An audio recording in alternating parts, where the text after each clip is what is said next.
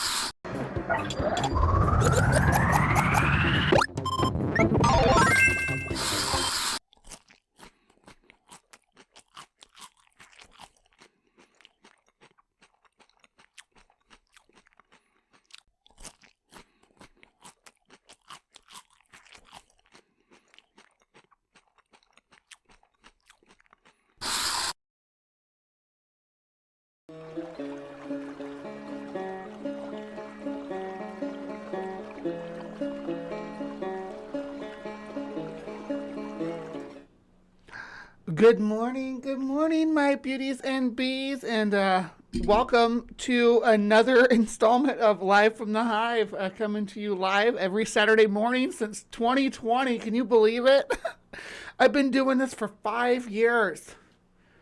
Not even close to 6 yet. I started in like April or something, so like still almost half a year away from like a 6-year run, but still that's impressive, right? I mean, it depends on how you gauge things anyway. But I enjoy doing it. I enjoy doing this. This is my little therapy session every Saturday morning where I get to just like disassociate from the world and just do the stuff I like to do, hang out with people I like in my side chat, and maybe some people I don't like in the side chat too. Haters, yeah, if you can behave yourself, you're welcome to watch. I know I've inherited a new batch of haters and trolls over some nonsense, and yeah, I am back in the Santa dress this week. It is back by popular demand. I was like, maybe I was premature to wear it last weekend, and I should wear it again. But I tried to change the style up a little bit, so I'm wearing some like goth jewelry with it to kind of like mix it up a little bit. And also, I decided there's no sense in me sitting here wearing these the whole time, but I have these freaking hip highs that I got for Christmas. They are fantastically, they look fantastic. They are, not the most comfortable thing to wear, so I'm not going to sit here for 3 hours in them. They're for playtime. So, but they are cute, aren't they? And thank you so much to the person who got them for me. Appreciate you. But I'm not going to sit here in them. So I did try to mix up my Santa fit, though. So I'm going a little more like gothy Santa with spikes. And I got a little upside down pentagram thing going on. Obviously my spider and scorpion jewelry. And some danglies. Just try to mix it up a little bit, make it look cuter. I mean, not that there's anything wrong with it by itself. It's freaking plenty cute by itself. But, I don't like to try to do the same thing twice over and over again. Even if it works really good, which the Santa didn't work. I actually like the regular Santa better than the goth Santa, I think. But I'm just going to go with it because I already committed to the bit. And it doesn't look bad. I love my spiked choker. Like, if I could have been wearing a spiked choker all my life, I would have.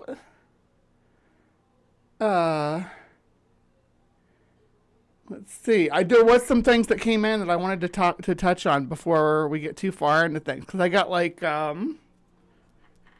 super chats, but like gift memberships. You can super chat me though. I love super chats. I will read it and get all excited about it. But let me say good morning to Ember and Dave and Equus and Jason and Trees. Good morning, friends. Yep, feeling my love buzz. And then Who's Your Buddy dropped in with some 10 gift memberships, which I always appreciate. And they went to Jester, Paul Camish, Secular Rarity, Nitty, Thylacoleo Kennedy, Queen Aster, Dr. Osiris, Gary Priestley. It's been a minute, Gary. I miss you, bud. It's good to see that you're still hanging around. I see you comment sometimes on my community posts and stuff. I appreciate you. Book Lover 1992. One Ring 42, another person I haven't seen in forever. Ring. Oh my gosh, I almost played your thing today. With the where you talk about how you can line up war pigs and was it Deck the Halls? Yeah, I almost played that, but it's so good to see that you're still popping in to check out my videos. Appreciate you. Jason stomping across the screen with his Bigfoot tracks. Lil, they're not really spooky tigers. We'll get to it in just a minute, but the tigers, oh my gosh, the tigers. The problem is nobody does videos on it, and it's all on, all the woo-woo of it is on places like Messy Beast, which means I have to do a whole bunch of reading for this episode, which is fine, but I know people would rather watch me, watch somebody make extraordinary claims and respond to them than for me to read about them and respond to them. It's funner when there's somebody else that I'm playing off of. But we'll work with what we got. I did find some videos though. Yeah. Let's see. And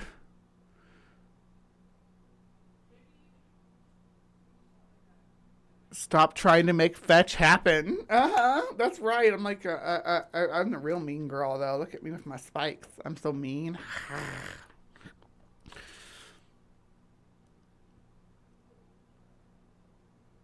All right, let's see here. Doc Martens would look good with that outfit, too. Yeah. I agree. I have some Doc Martens. Well, they're like knockoff Doc Martens. They're right here under my desk, actually. They look more like Santa boots, but those are the hip highs are like fucking sexy. Come on. I want the hip highs with this dress. I have to put that. I'm doing that photo shoot tonight. Again, if you're interested in that, Bugbot drops the link every now and then. But I do that kind of content too, spicier stuff. Oh, are you calling me Hot Santa? Well, thank you. Mid thigh don't usually work on me, but they look good. Yeah, it was a little bit wobbly around my upper thigh, but that's okay. I don't have as thick a thigh as I would prefer. Those boots, the boots, they're probably made more for dancing. I did dance in them though. I put them on and danced in them, but I wasn't wearing anything cute that I wanted to share.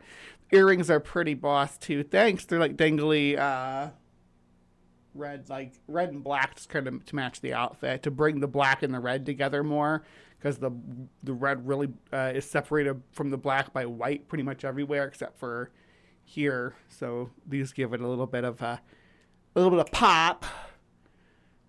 Let's see. Hooray for the gift memberships. Yay. Yeah, I'm glad you got gift memberships. Look at all the green in the chat now.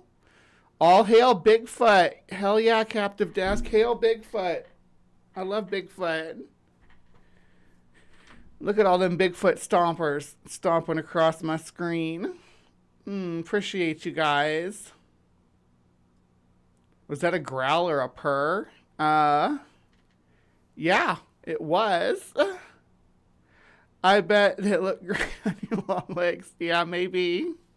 You want to find out? You know where to go. But I appreciate the gift memberships. Yes, yes, yes. Let's do the polls. You guys want to do the polls? Yeah, let's do that. Come on, where you at? I had it pulled up. I swear I did. Oh, be quiet. I got this. I got this. Don't you worry. Yeah. Okay. So, I'm going to catch Bigfoot taking pictures of you. This was my post last night. I got called creepy in that post by a weirdo. This was like my posts this week are Bigfoot heavy. You can always tell it's Christmas time because I start thinking about him and missing him. Missing the holidays we spent together in the forest.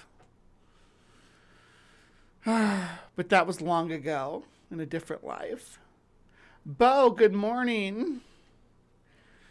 Bo had a guest on Ben's show last night with him. Jeremy was on the show last night.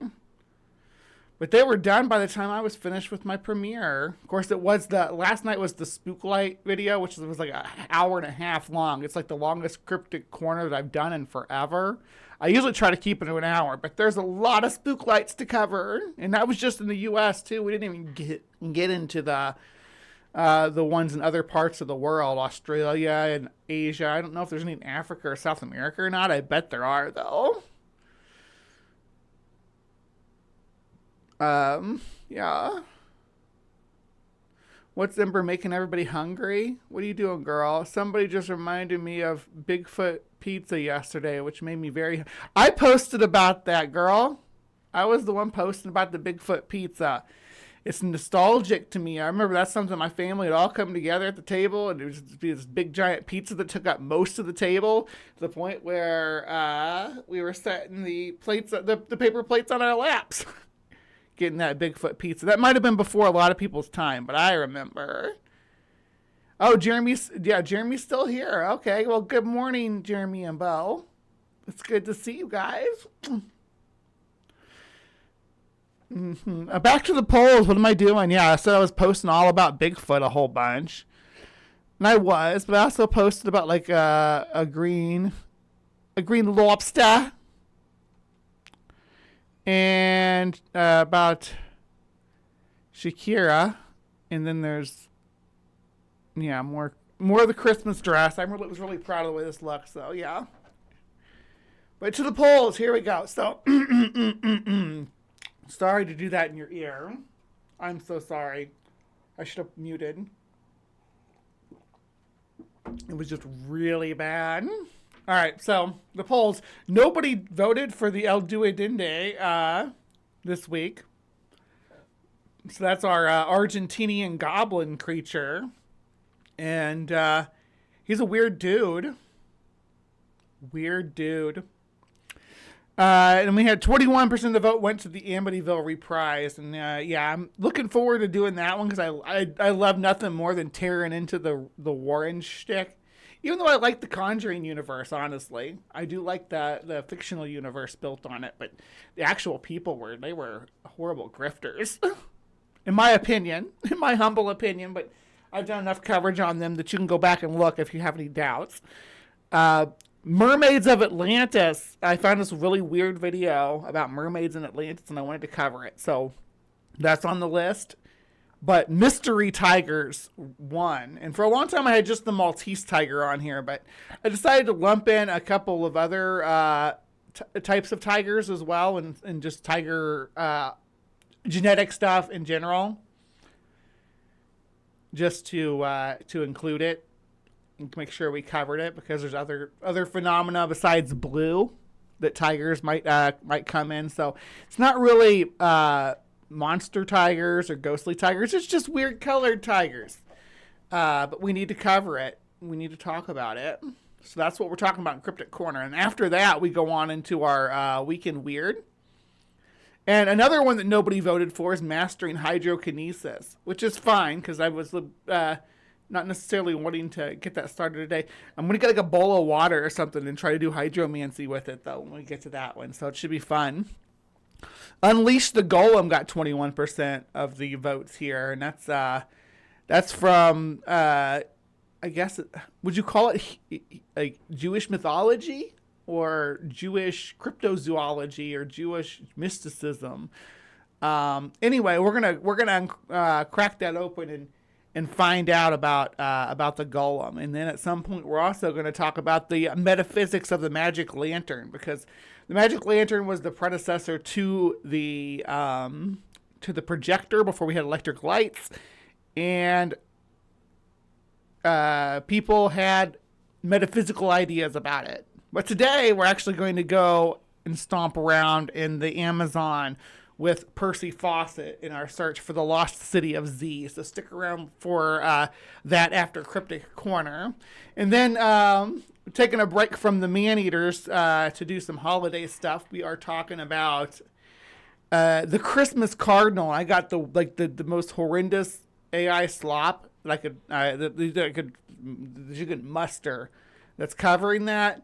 Unfortunately, I couldn't find anybody actually talking about the mythology, the Christmas mythology about the cardinal is an actual person. It's all AI. I found 2 different videos, and both of them are AI, and it's unfortunate, but we'll work with what we got. So, yeah. All of that said, I guess we should go ahead and pop into to Cryptic Corner after these, I'm going to say brief messages. I guess me talking with R and Raw about dinosaurs or something. I'm not sure what's next. I rotate through them, so sometimes I know and sometimes I don't. Sometimes I holiday theme it, but I'm kind of burned myself out on all my holiday videos over the last few weeks, so I can't listen to Darth Dawkins' Christmas again. Not, maybe on Christmas Eve I'll listen to it again when we do the live stream. I probably will, yeah, for people who haven't heard it, because I'll be on Purple's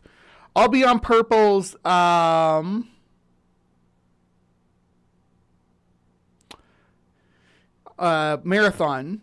I will be taking the... Hold on, I got it here. What's my time slot, Purple?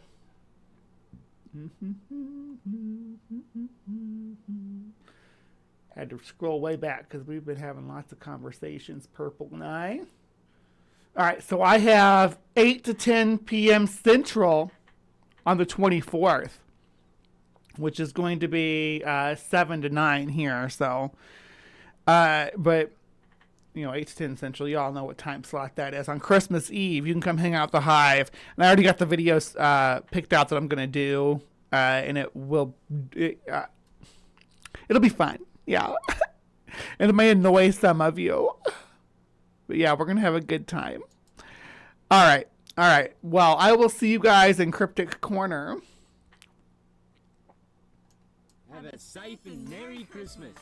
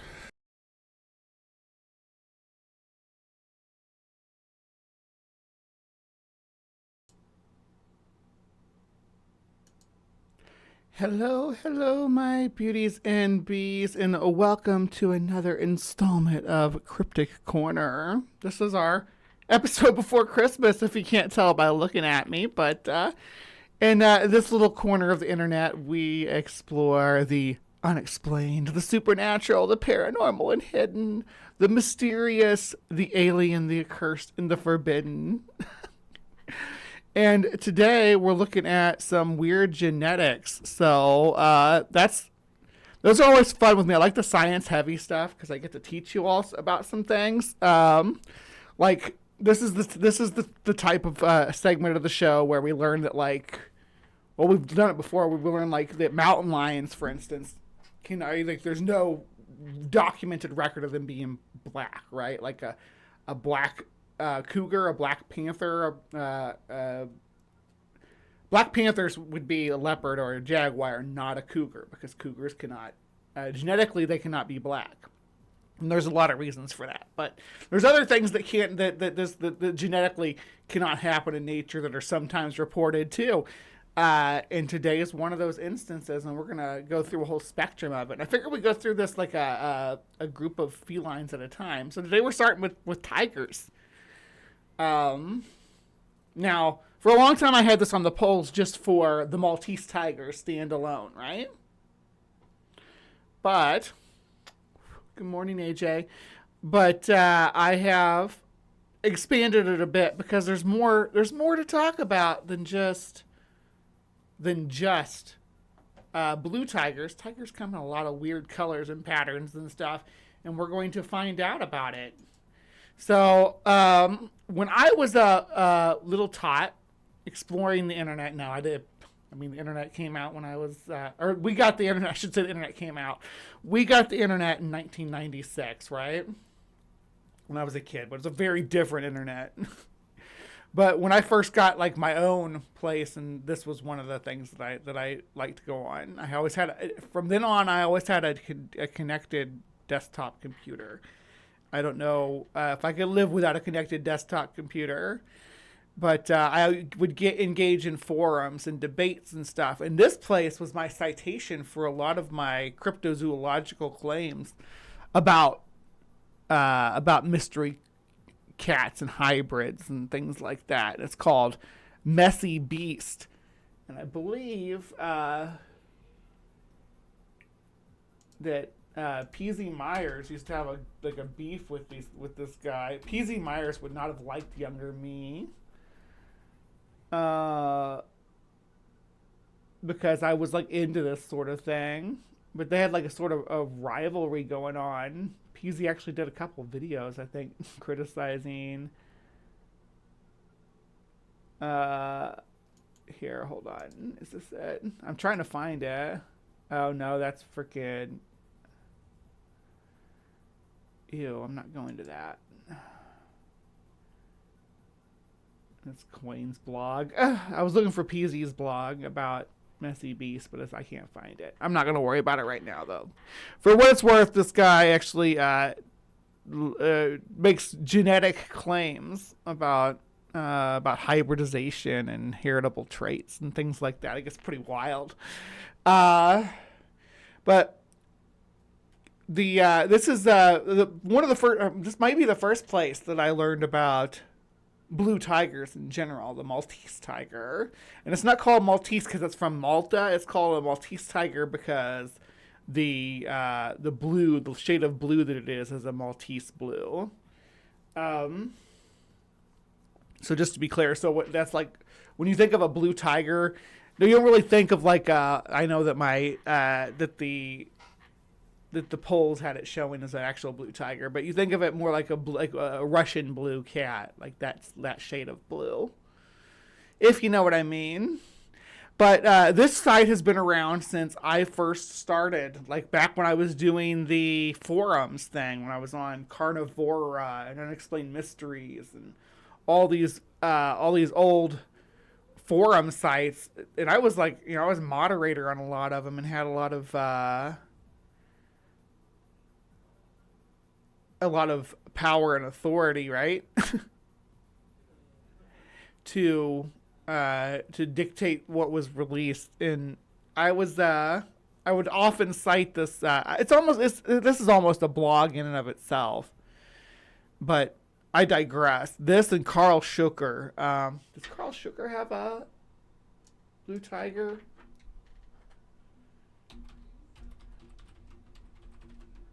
I didn't even look. Carl sometimes watches Live from the Hive or watches CrypticCorner. He's commented on some of my videos. Yes, I was like, ooh, this is cool. I'm going to... Here we go. Yeah, Schucker has talked about it too on his blog, which is freaking so chock full of ads that it annoys me. Yes, Forbidden Lore. But he's talked about the blue tiger too.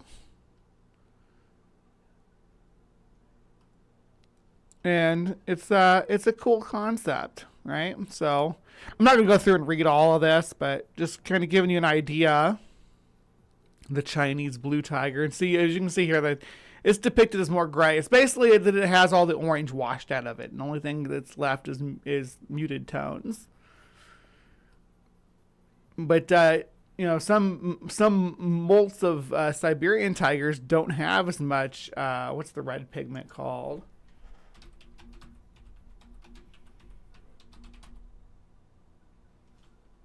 I know the conditions like erythrism or whatever.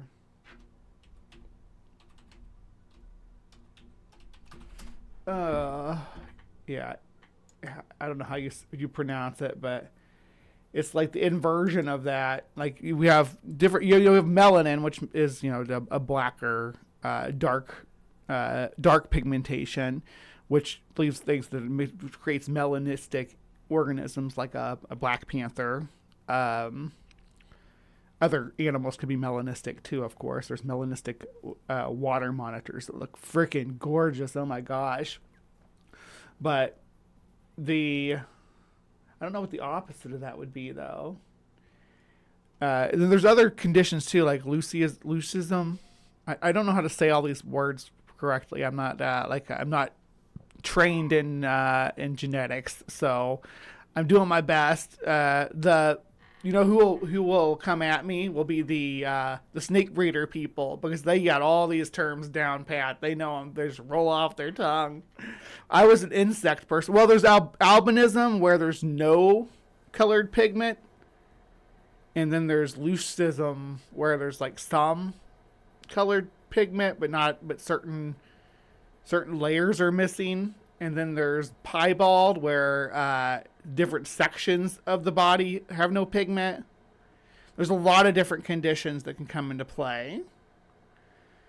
But so far, there's never been an actual blue tiger or a black tiger until recently. That's what we're going to get to soon, too. There's never been a blue tiger captured and studied by science, right? This is how they're depicted in art. Pseudo-melanism. Yeah. So I guess that's what you would call this condition, is pseudo-melanism, where they lose the red pigment or replace the red pigment with melanin, or that the red pigment's so overpowered by the melanin that they appear slate gray. So I just checked my oversized sleepy shirt for washing directions, and it has a list of sizes. It's medium everywhere but Japan, where it's an extra large. Oh my goodness. I have the ashes of a blue pit bull and a pendant around my neck. Yeah, blue. I love blue mastiffs and blue bullies. Yeah, so cute. My friend Samantha just got a little brindle. It looks like it's a terrier boxer mix. She's a little cutie. She's got a brindle coat that's so pretty. But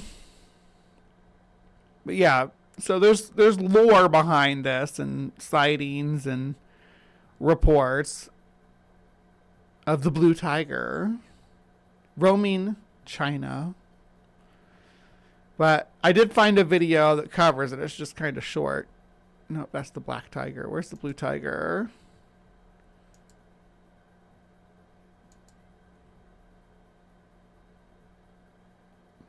That's not what I wanted either. Here we go.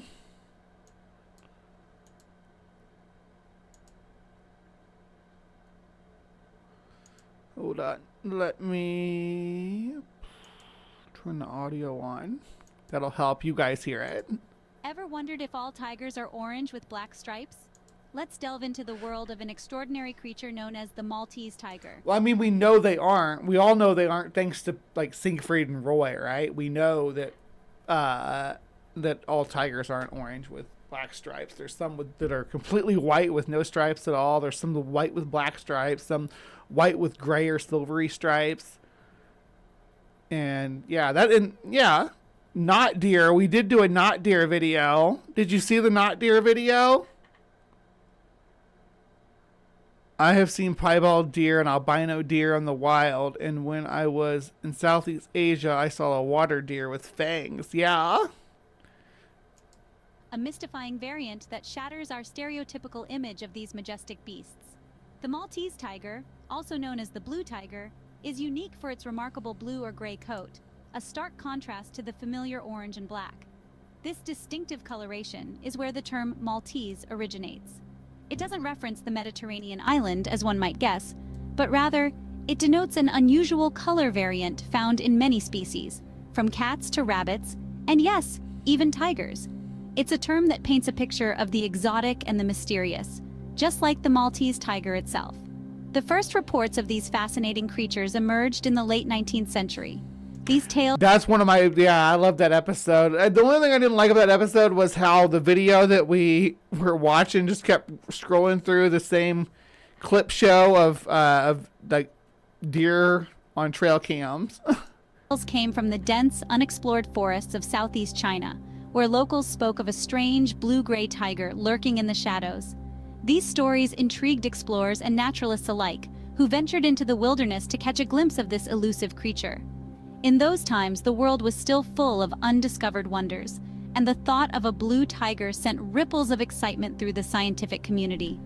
The idea that something so extraordinary could exist, hidden away in the depths of the Chinese forest... It wouldn't be extraordinary, though, would it? I mean, no different than a white tiger is extraordinary.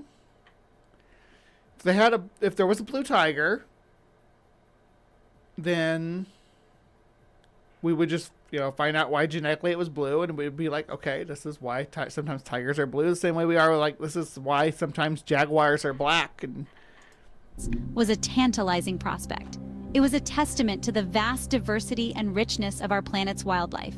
The Maltese tiger might have been dismissed as a mere legend if it wasn't for the skin and bones that surfaced in local markets. These tangible pieces of evidence confirmed the existence of the blue tiger, and suddenly, the legend became a reality. The blue tiger was no longer a creature of myth and folklore, but a living, breathing part of our world's fauna. Then show it to me. Thus, the Maltese tiger stepped out of the shadows and into human knowledge. That was a white tiger.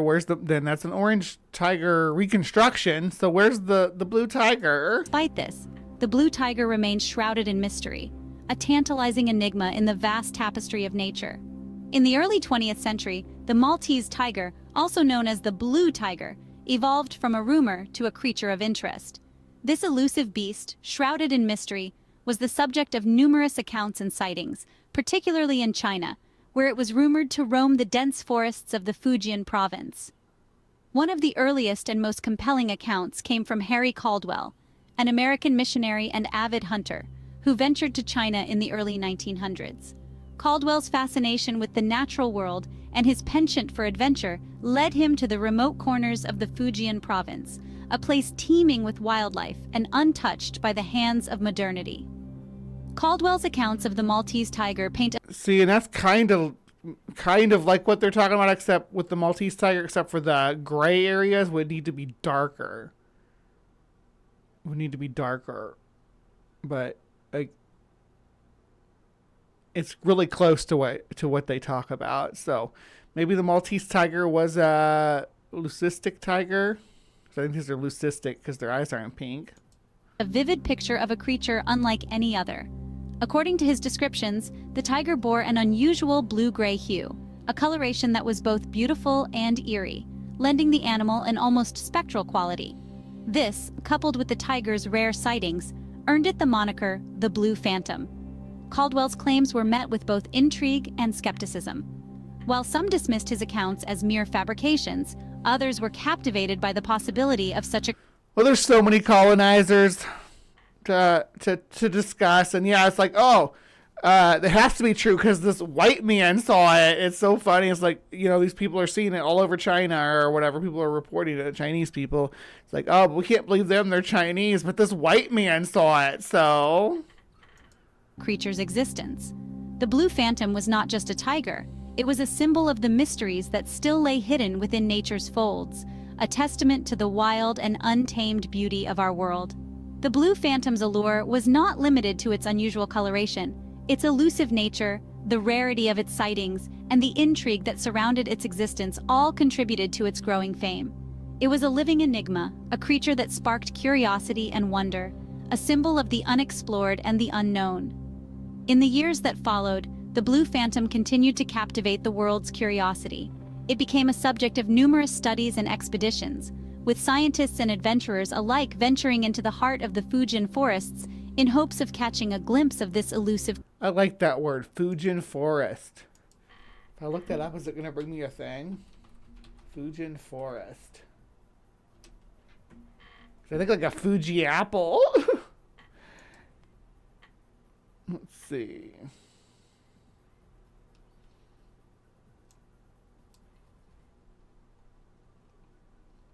So it's like South China is probably the closest we're going to get to finding the Fujian forest. So this section of the continent.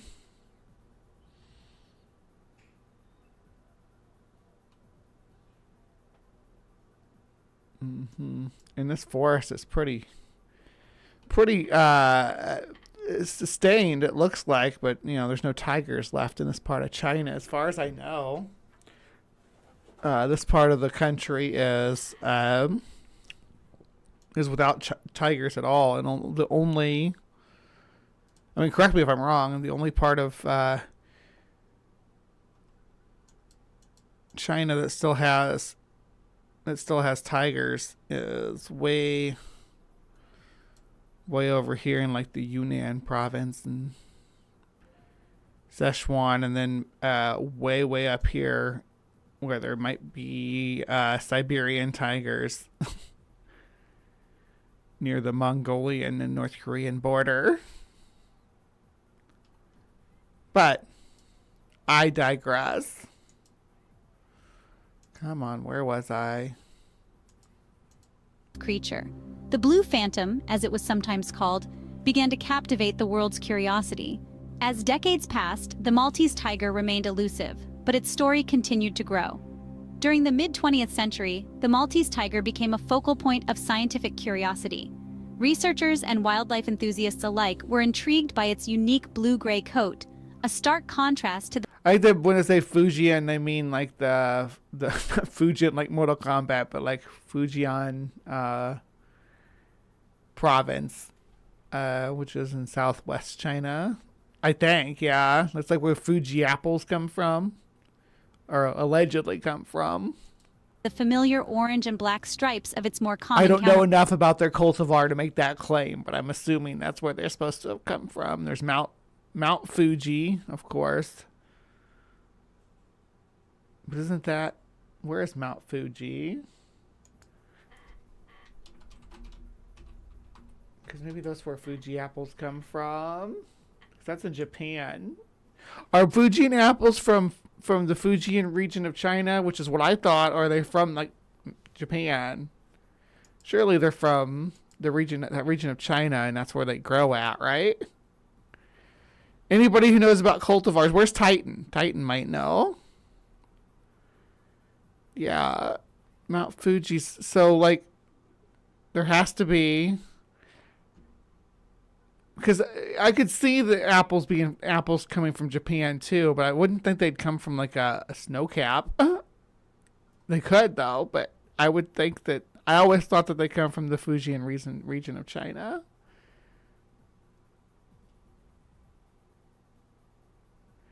And there's Pacific Islands called Fiji. Yeah, well, Fiji. I know it's not Fiji.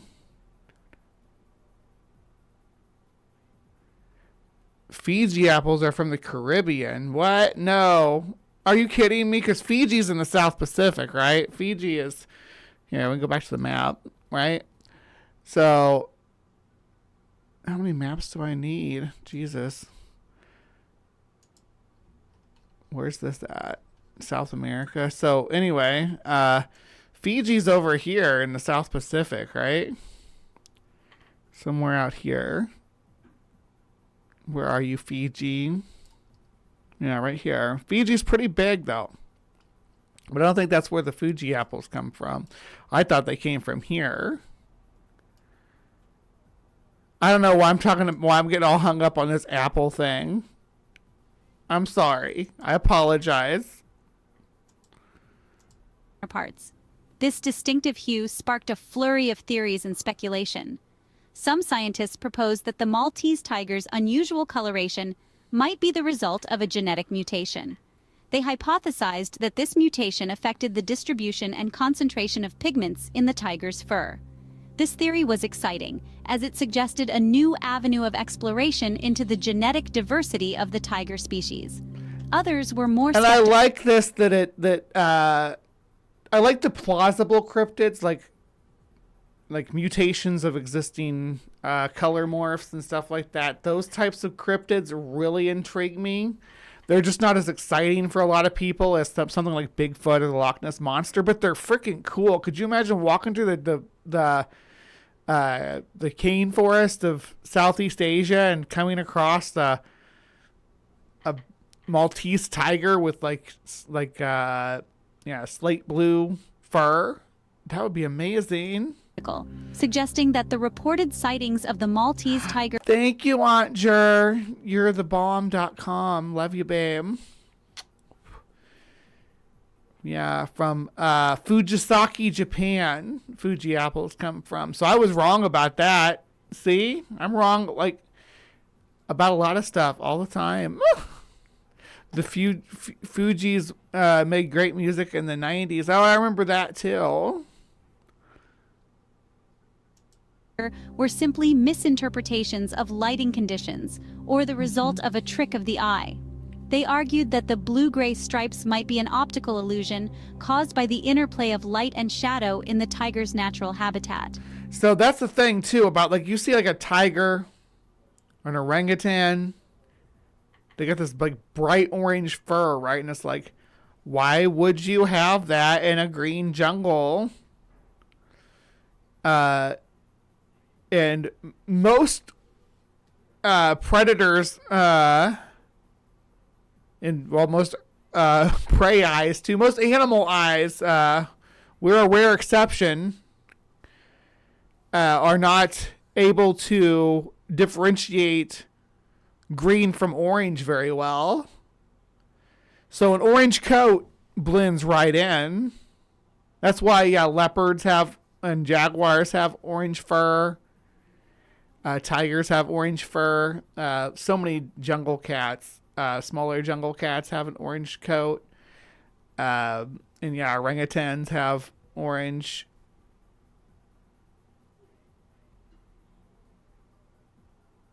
What kind of battery life do them earbuds have? I don't know. A few hours. They've never died. They never died during the show, but if they did, I have headphones up here I can switch out to. One of them doesn't work quite as well as it used to. It's kind of jacked up. But anyway, the fur color is being orange stands out to us because we have cones in our eyes to pick out red because we're frugivores, which orangutans have too. But being frugivorous, we need to be able to distinguish red ripe fruit from the green surroundings, right? Or so the cones that pick up the red and yellow wavelengths distinguish that from the green noise going on around them. But like a predator doesn't need that. Herbivore doesn't really need that, but a frugivore really does. And we have frugivore ancestors. We also have insectivore ancestors, though. Don't get me wrong. That's why our eyes face forward. And why we have eyes that are pretty large for our heads. The tiger, if you look at a tiger in the jungle in black and white, you can see why it blends in, though. But if it was blue, it would stick out like a sore thumb. The blue and purple spectrum, the ultraviolet spectrum, and the blue light wavelengths are also pretty neat.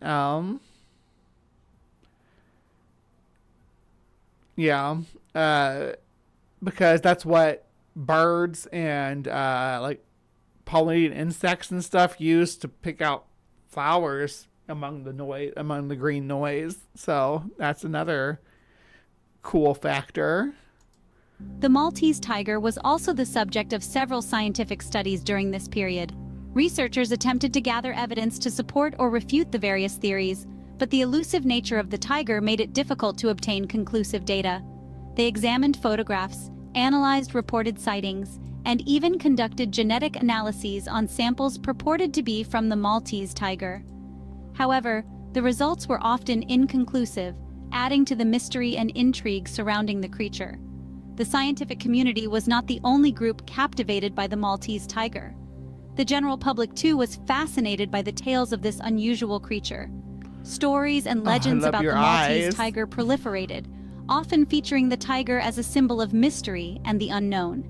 Despite the intrigue, the Maltese tiger remained a creature of myth and speculation. Even as the scientific community continued to probe its secrets, the Maltese tiger retained its enigmatic aura, a blue phantom in the annals of wildlife history.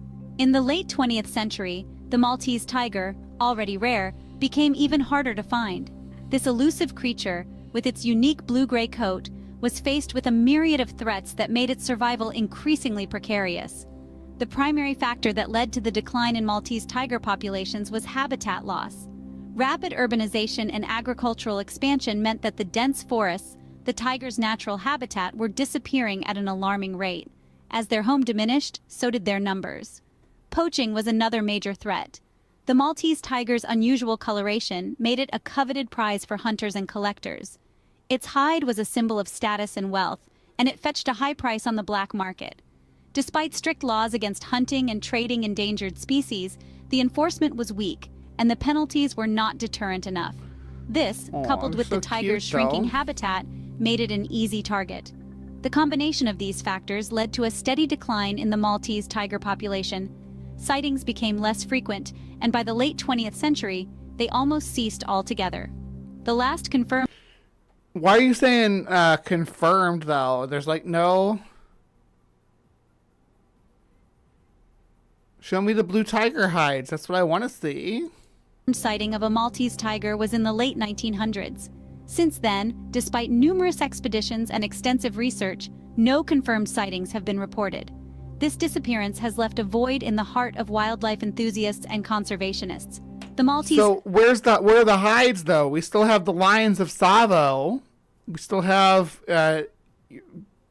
19th century taxidermy. Where are these?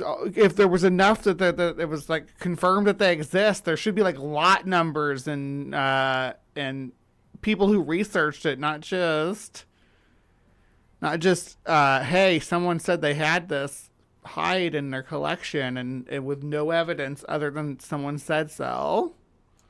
Tiger, once a mesmerizing mystery, seemed to vanish as silently as it had appeared. Its loss is not just a blow to biodiversity, but also a harsh reminder of the impact of human activities on our planet's wildlife. The tale of the Maltese tiger serves as a stark warning, a call to action for conservation, and a reminder that we must do better to protect the Earth's precious and diverse inhabitants. Today, the Maltese tiger remains a legend, a symbol of the mysteries that nature still holds. As we Are you delve going for a minimum word count on this? You keep saying the same things over and over again. deeper into the 21st century, our fascination with this elusive creature is as alive as ever. The Maltese tiger, with its striking blue coat and mysterious aura, continues to capture the imagination of scientists, wildlife enthusiasts, and the public alike. In the realm of scientific research, the quest to find evidence of the Maltese tiger's existence is ongoing. Biologists, geneticists, and wildlife experts tirelessly comb through historical records, scrutinize tiger populations, and analyze DNA samples, all in the hopes of uncovering a trace of this fabled beast. While definitive proof remains elusive. See, that's not to say that these things can't happen. Like we had the Quinling, was it Quinling panda, the brown panda. Yeah, hold on, let me pull it up. Brown panda. There we go. Yeah, so I mean these like cool like rare color morphs exist of rare animals. Look at that, the Quinling panda. It's like brown coloration.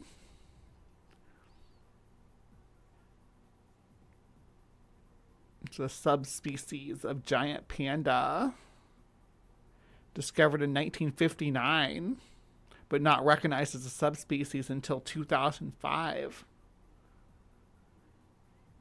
It has its own unique coloration.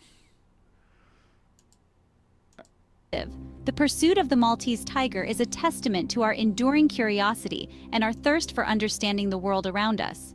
But the significance of the Maltese tiger extends beyond the scientific realm. It holds an important place in our culture, appearing in literature, art, and folklore.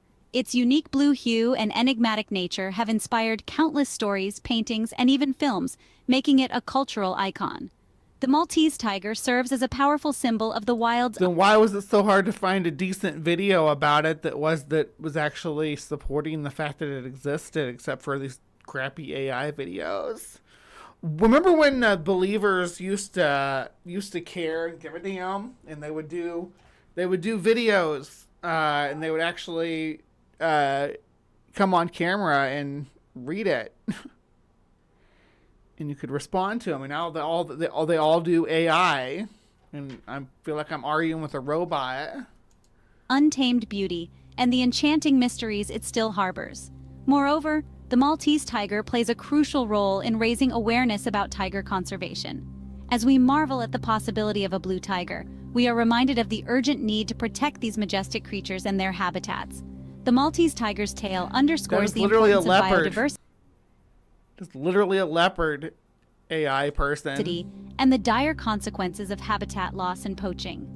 The Maltese tiger, whether it prowls in reality or only in our imaginations, continues to captivate and inspire us.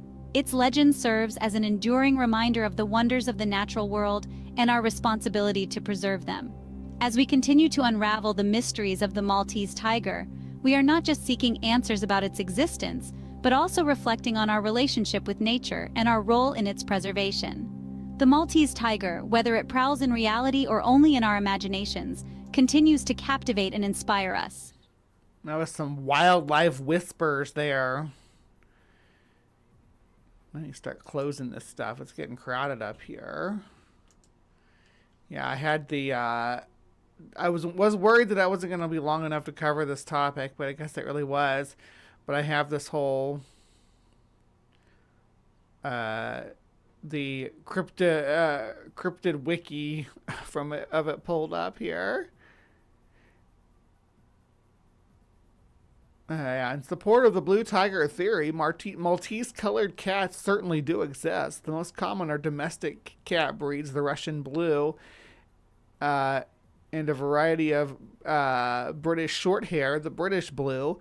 But blue bobcats and lynxes have also been recorded. There are genetic mutations and combinations that result in a bluish hue, or at least the impression of a blue-gray animal. Shucker, yeah, or Shuker, I guess is how you say it. Shuker suggests that blue tigers possess two different pairs of recessive alleles, the non-agouti and the dilute, which combine to produce a solid blue-gray color as found in domestic cats such as the British blue and Russian blue, but would not produce the striped blue tigers that are reported. Okay, so that's Shucker's take on it. But let's look at this video real quick about the black tiger, though, because this is like one of my favorite things that happened recently. Instinct might be deemed as the most exceptional feline globally. Its physical traits are equally formidable when likened to the commonly hued tigers. However, its stunning appearance causes anyone to submit before the emperor of the jungle. Ancient tales of human assaults in a renowned painting have been depicted as mere myths from Indian folklore.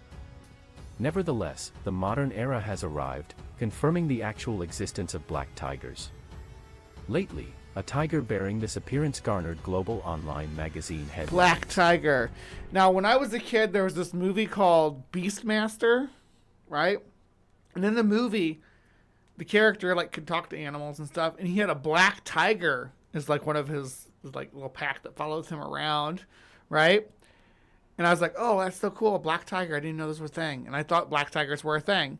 And then I found out they weren't, that they painted that tiger. And then I found out that the tiger died from them painting it, which is why in the sequel, he just has a regular tiger instead. Yet, be aware that there is much more underlying this narrative.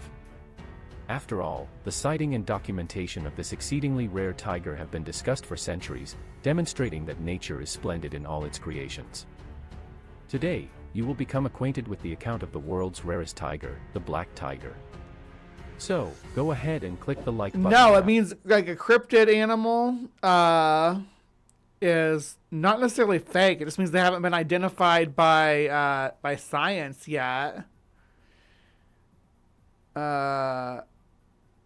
So, like, and a lot of cryptozoologists will make claims that, like, oh, the coelacanth was a cryptid, the gorilla was a cryptid, the okapi was a cryptid, but they really weren't. Like, I mean, the coelacanth, and younger creationists will bring the coelacanth up nonstop as well. Coelacanth is an interesting case. It's like that lives in underwater caves, right? The ones that survive anyway live in underwater caves. All the rest of them went extinct that lived everywhere else.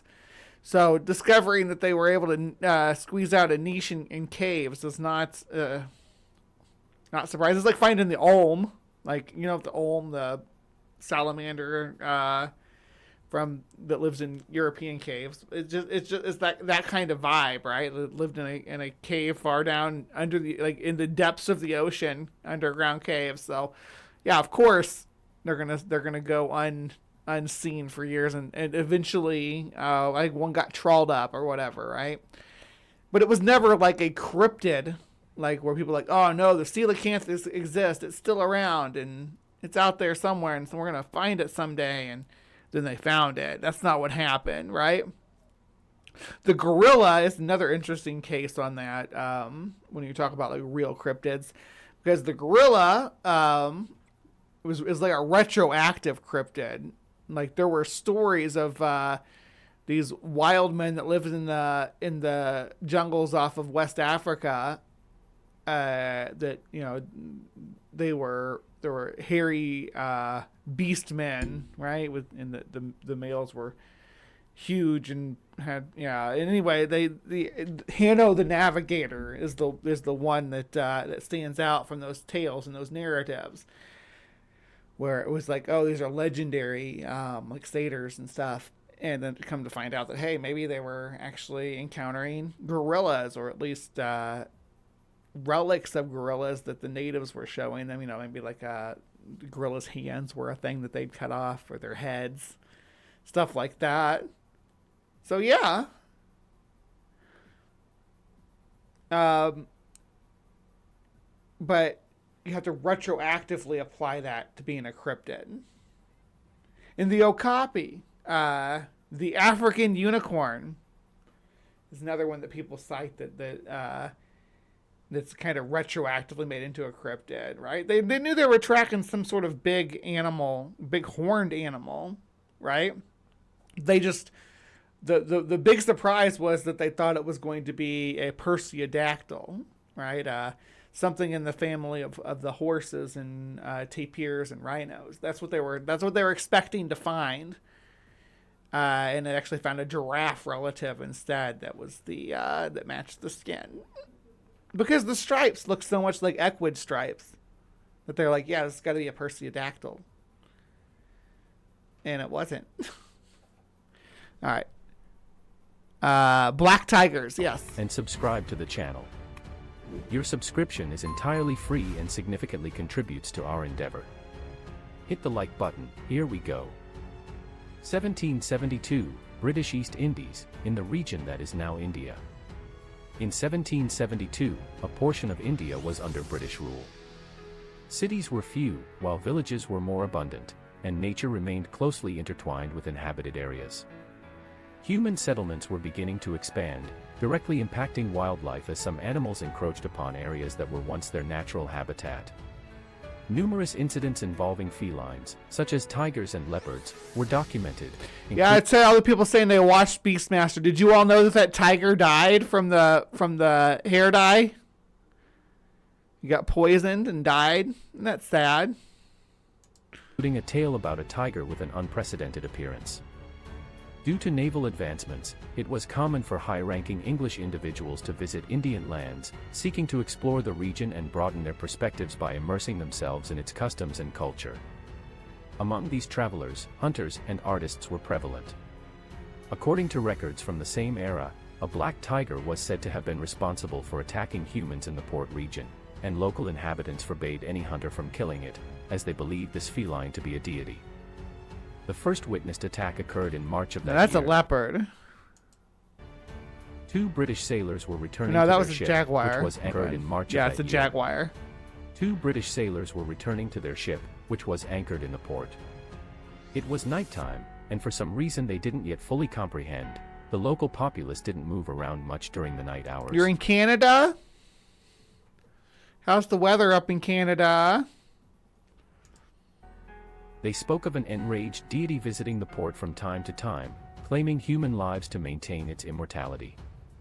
To those men, it was all ancient beliefs, but in reality, this deity was a tiger highly camouflaged in the darkness of the night due to its dark-colored fur.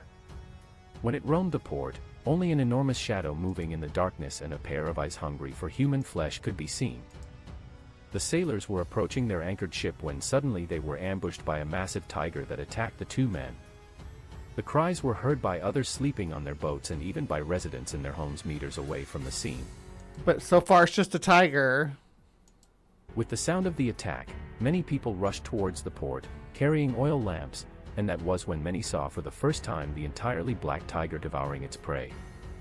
The commotion caused the feline to flee, but the mystery of the nocturnal reaping deity was If resolved. it's entirely black, why assume it's a tiger and not a leopard? I mean, obviously there's differences in their sizes, right? But like, I think every time that a black tiger was like shot or whatever and they examined it, it always turned out to be a leopard. Woot woot! Vandalia 1998. Speaking of cryptids, we are talking about Inhumans and the rest of the MCU Phase 2 tonight, if interested. Okay. The human bodies found brutally attacked and the 24 disappearance of months, that's 2 years. Wow, thank you so much for being a friend and a fan. children weren't to sustain the immortality of a god, but rather to satisfy the hunger of a tiger. Some British hunters wanted to pursue the feline but were stopped by the local people, who still believed it to be a god in the form of a tiger. James Forbes, a renowned painter, had traveled to India multiple times intending to use the new... I could be a god in the form of a cougar. I guess that's a growl. I don't know. Is it a growl or a purr? Oh. setting as inspiration for his canvases. In one of his paintings, he depicted the black tiger. The artwork Cool. became famous for showcasing a feline never before seen in the society of that era. His watercolor painting depicted a black-colored tiger that James swore he had witnessed Cool. with his own eyes one evening on the beach's edge. The tiger was never seen again, which further sustained the divine belief surrounding its appearances within the I culture like black tigers, though. I think they're pretty freaking cool. of the Indian people at the time. However, rumors circulated that sailors avenged the attack on the two men by killing the tiger and disposing of its body in the high seas. Several years later, Why in not sell its body to science for monies? 1786, a British journalist named Mr. Hastings covered a report about a feline referred to as the black tiger brought to the Indies to the city of London, England. Decades later, in 1844, another black-colored feline was brought to the Queen's Land. However, in both cases, it wasn't actually a tiger, despite being labeled as such. It was. That's because I think that, like, in the... It might just be in Portuguese, but I think it might be in all Romanic languages. Tiger can also mean just big cat, right? Like jaguars are called tiger, but yeah, with Tigre in like old Spanish records. They're called tigers. The jaguars are. So it may be a situation like that, which is where it's a language thing. Fact, a leopard with melanism. Leopards and jaguars are felines that can indeed exhibit higher melanin production, resulting in darker fur tones. Although they are beautiful, they are not rare. The genetic mutation known as melanism occurs frequently in nature. Melanism, what? Melanin? It's kind of funny to say it that way, though. Well as in captivity. The 1772 incident and James Forbes painting were the sole documented accounts of a tiger with dark fur. Consequently, the scientific community didn't believe in the existence of such a rare feline. As years went by, other sightings of black tigers came to light, ranging from attacks on Asian islands to an attempted hunt in a small country in Southwest Asia called Burma. A small country called Burma. Ever heard of it? They don't go by Burma anymore. It's Myanmar now. Were reported in China and Vietnam, but none of them provided sufficient evidence to confirm the animal as a true tiger. Thus, the black tiger was described as a legend or pure fantasy. Over 200 years passed since James Forbes' painting until 1991, when a dark-colored tiger cub was spotted by 15 tourists in the Baladagar region of India. In the same area, an adult black tiger was seen in 1993 and then in 1996, but none of these appearances were Wonder if this is the same cub. captured in photographs, and once again the story was dismissed as sensationalism. However, the rare black tiger There we was on the go. verge Oh of my being gosh, they're documented in so modern cool looking. So much cooler looking than if they were solid black too. They look like you're like, you know how the fire burns down really low and you blow on the embers and they crackle to life. That's what this reminds me of. They're like charcoal tigers, like burning coal tigers. Or tiger, I guess. Look at that. Amazing. I love them so much. science. In 2010, the Arignar Anna Zoological Park in India issued a statement that 3 white tiger cubs with thick black stripes covering almost their entire bodies had been born in the zoo. 2 of them were killed by their mother, but 1 survived to be presented to the world. See, The that looks 1772 story was revived, and contemporary by the world. that looks almost like a Maltese tiger there, right? Like in the right lighting conditions, that would definitely look like a Maltese tiger to me. The 1772 story was revived, and contemporary biologists began to consider the possibility of the existence of black tigers in the wild. The confirmation of the existence of the rarest modern feline occurred only in 2012, when the Indian Similipal Tiger Reserve issued a statement confirming that adult tigers with melanism had been sighted by local So guides cool. multiple times in its vicinity. Other guides and tourists in the forests of Karnataka, also in India, claim to have seen tigers with much thicker black stripes. Yeah, that's not quite as impressive as the other one, but see how the stripes are almost doubled over. It's like double melanism on the stripes. They're double striped tiger. but I like how it has the darker fur in between, and then the rivers of the light pigment running all the way through. That's really cool. Sometimes the space in between becomes solid black. Like, look at that. That gets solid black up through here. Really cool looking. Than usual at least once. It was then that biologists set up camp in the Semilipal Tiger Reserve to deepen their studies, and the first scientific articles were published. In these articles, information about tigers with melanism, a semi-melanism, was deemed true by experts, cataloging 3 tigers with this condition in the Semilipal Tiger Reserve. According to the online publication Down to Earth, in May 2023, one of these 3 rare animals was killed in a territorial confrontation with another male. Ooh, that's sad. Look how pretty that coat was. In the case of this specimen, it was commonly referred to as semi-melanism. A video that made waves during the pandemic on July 31st, 2023. See, that's more what you expect with the regular tiger stripes. And if you look at tiger stripes, like really look at them, they're stretched out rosettes, like what you have on leopards and jaguars. They are the same shapes. They're just stretched out long across along the body up and down. You can see it here, really good. And here, some of them when you stretch it out, the smaller ones they close up, right, and they fill in the area. But yeah, showcased a stunning black tiger found in the Semilipal Tiger Reserve. The video was released to celebrate World Tiger Day, showcasing the rarest among them. Dr. Samrat Goda reported that the overall tiger population in the reserve had doubled thanks to the efforts of that team. The black tiger possesses melanism, just like leopards and jaguars, a genetic condition that significantly increases melanin production. Some of them aren't entirely black but exhibit this condition in their genetic makeup. So far, this mutation... Yeah, it almost seems like it'd be better to call them like double striped tigers, or even like triple striped tigers maybe, for the super, super dark ones. But like none of them are really what I'd call full melanism, like what you see with leopards and jaguars, and some jungle cats. Hi, Robin. Has only been observed in Bengal tigers, similar to what happens with white tigers. It's estimated that there are only 7 black tigers on the entire planet Earth, making them one of the rarest animals on the planet and undoubtedly one of the most spectacular living felines today. When a white one gets that pattern. Please let me know what you thought about this video, Brian. and if you have any more information on this topic, feel free to share it here in the comments. Kelly. Don't leave the video without giving it a like and subscribing to the channel. If somebody else popped in I didn't see yet, good morning. All right, let's see. And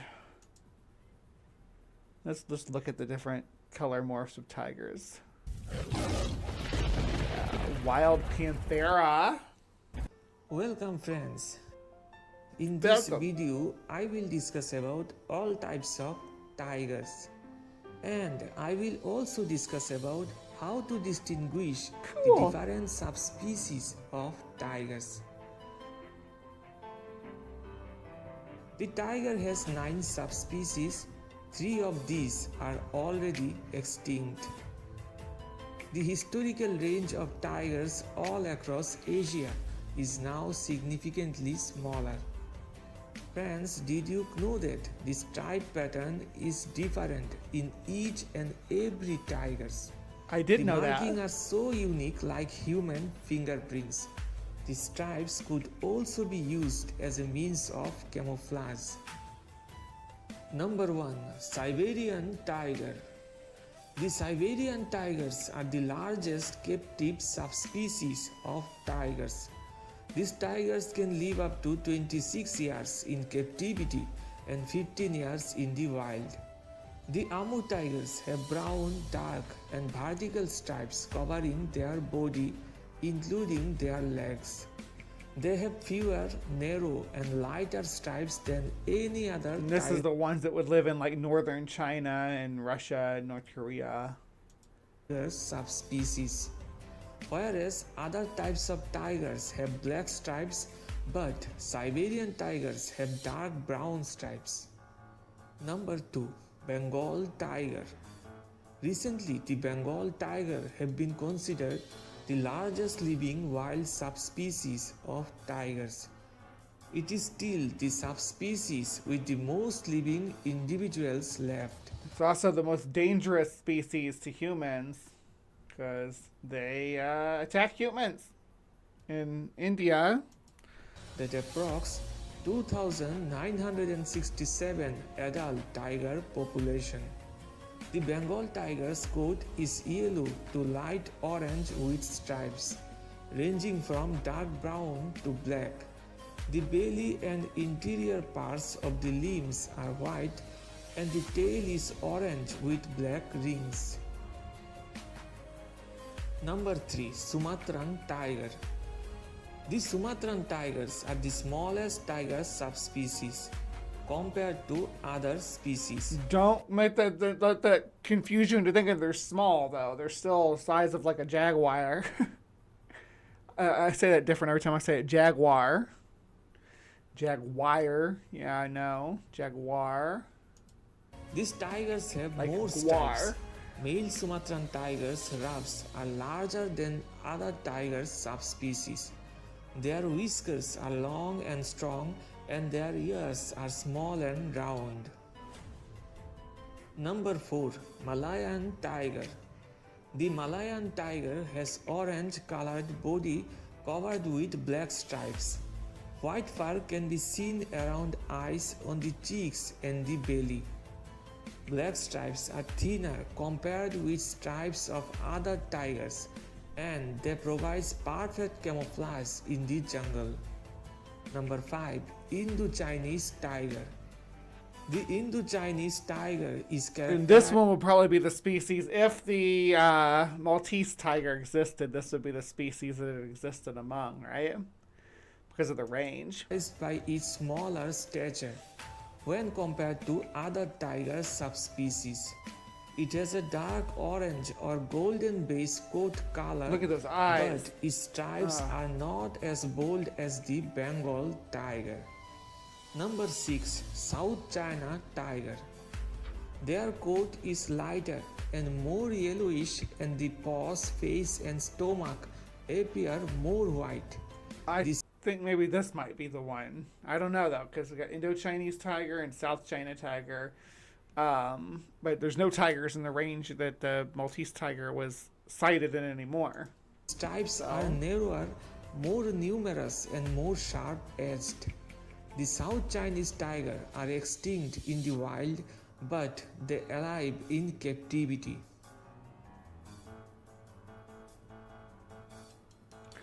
Other extraordinary tigers. They got the white tigers. White tiger. Someone asked me that is white tiger is a separate species. No. My answer is no. Actually, they are not a separate subspecies. They are white because of a recessive gene has made them white. The white fur caused by a lack of the pigment pheomelanin, which is found in Bengal tigers with orange color fur. Stripeless or snow white tiger. Those ones look the coolest, I think. I love the stripeless tigers with the silver eyes. They're like they kind of remind me of what I would like. I know they probably didn't look like that, but like what I like in my head, I visualize a Beringian lion looking like. An additional genetic condition can result in near complete absence of stripes, making the tiger almost pure white.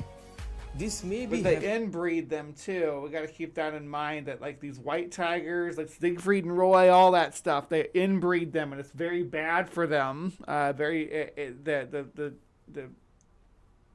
The cubs have genetic defects because of the inbreeding. due to inbreeding in same family members. This wide variety of tiger is Look at very the tail. rare That's so cool. that though. may observe only in captivity. Golden tiger. A golden tiger, sometimes called a golden tabby tiger or strawberry tiger, is a tiger with a color I like variation that. caused by a recessive gene, like white tigers and snow Erethism, tigers. yeah. It is a color form and not a separate subspecies.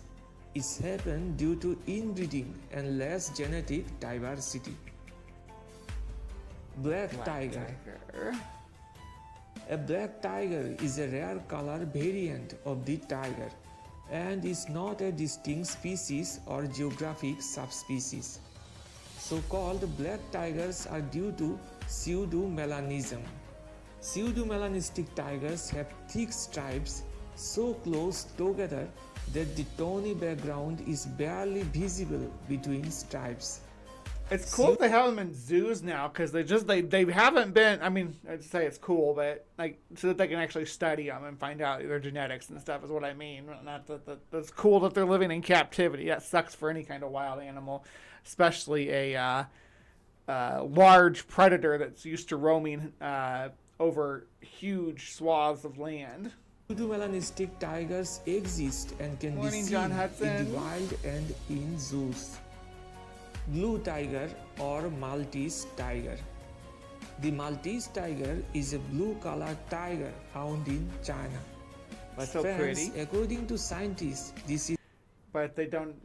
I don't believe these ones actually exist though. is totally fake. That artificially created by Photoshop. So the blue or Maltese tiger are never exist in wild or captivity. So you had that last video telling us that they were real.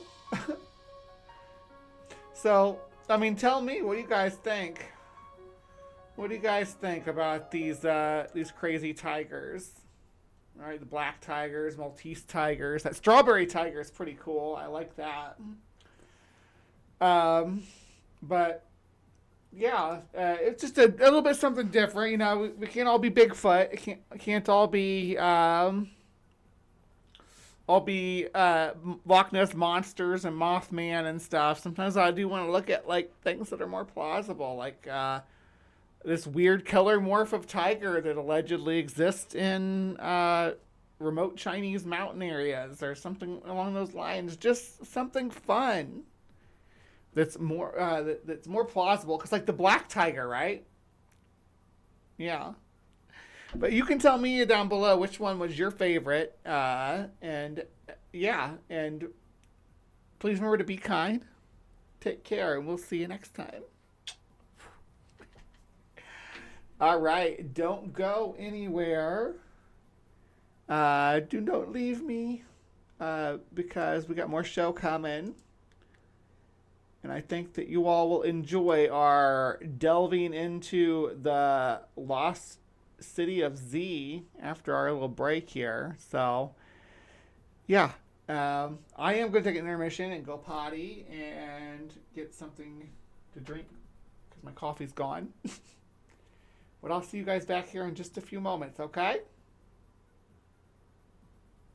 That's the drawing board. Well, then, you know, the crystal. I love the crystal palace. I love the depictions. Actually, you know, I love the depictions like a Lost World, the old stop motion animations with because it gives us a picture of how science works. It gives us. I'm an old guy, so I remember, and I was always into this cheesy old black and white movies older than me, and so I've seen all these different renderings of how dinosaur depictions have changed over the years. And I remember when they were upright walking, when their tails had to drag in a weird way, and very reptilian tails that wound around like snake tails, and they were slow, plodding, heavy breathing, not much energy, not much move. And then what it turns out that they are, and I was a little disappointed to find out that they were covered in feathers, because that makes them somehow less dangerous looking. But the fact is that they had a means of absorbing oxygen, which, like birds do, they had fully avian skeletons with one-way ventilation, air sacs, and all of that. They were so much more efficient with the way that they could process oxygen that not only were they not slow and plodding, but they were pound for pound more energetic, more powerful, and had longer endurance than any mammal. So they were the supreme life form on Earth. Oh, definitely. And it's funny that we look at ourselves as the pinnacle of creation, and yet we are not. We Oh, we especially didn't when get you any of the advantages that they have. looking into the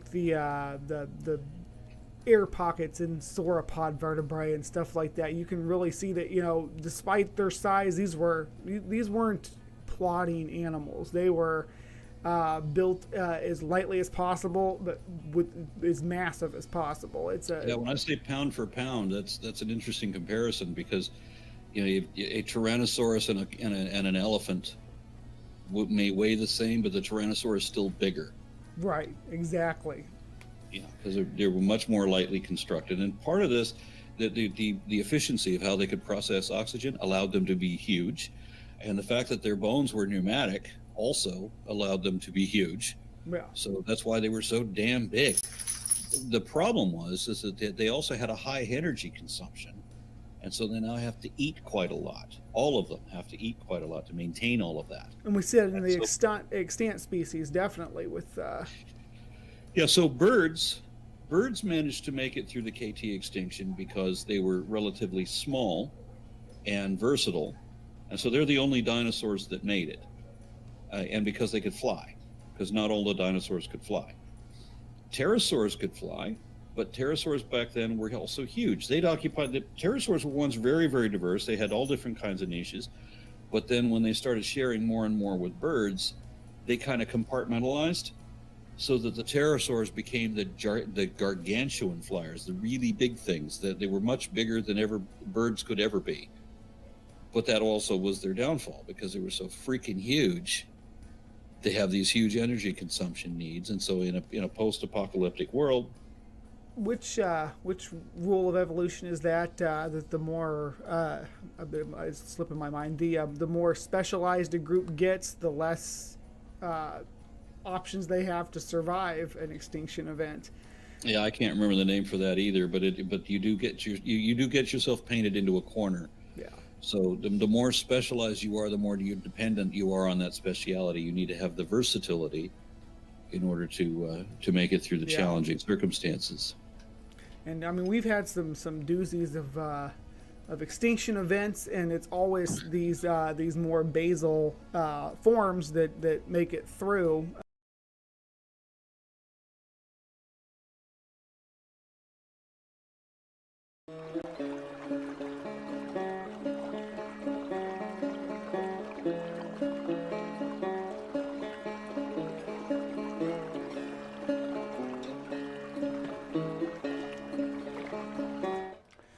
All right. Yeah, you can hear me. Okay. All right. Hello. Welcome to our Weekend Weird. I mean, this is like a Christmas edition, but not really, because we're not covering anything Christmas related. But I am dressed up like it's Christmas, so do with that what you will, and make it make sense. So today, we're actually going to be exploring the Lost City of Z, which there was a movie that came out. It's almost a decade ago now, about the Percy Fawcett expedition to find the Lost City of Z. But there's a lot more to it, and without the Hollywood gloss. And I found this channel called Looped, where they do these late night stories. I'm gonna give it a shot. So let's see.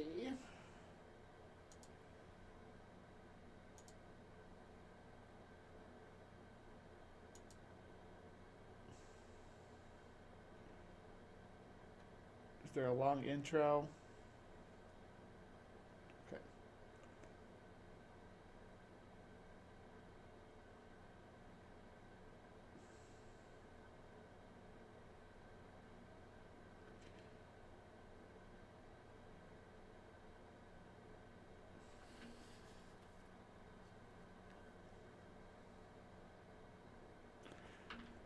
Woohoo! Spooky! Spooky's been a member for 17 months. Go Spooky!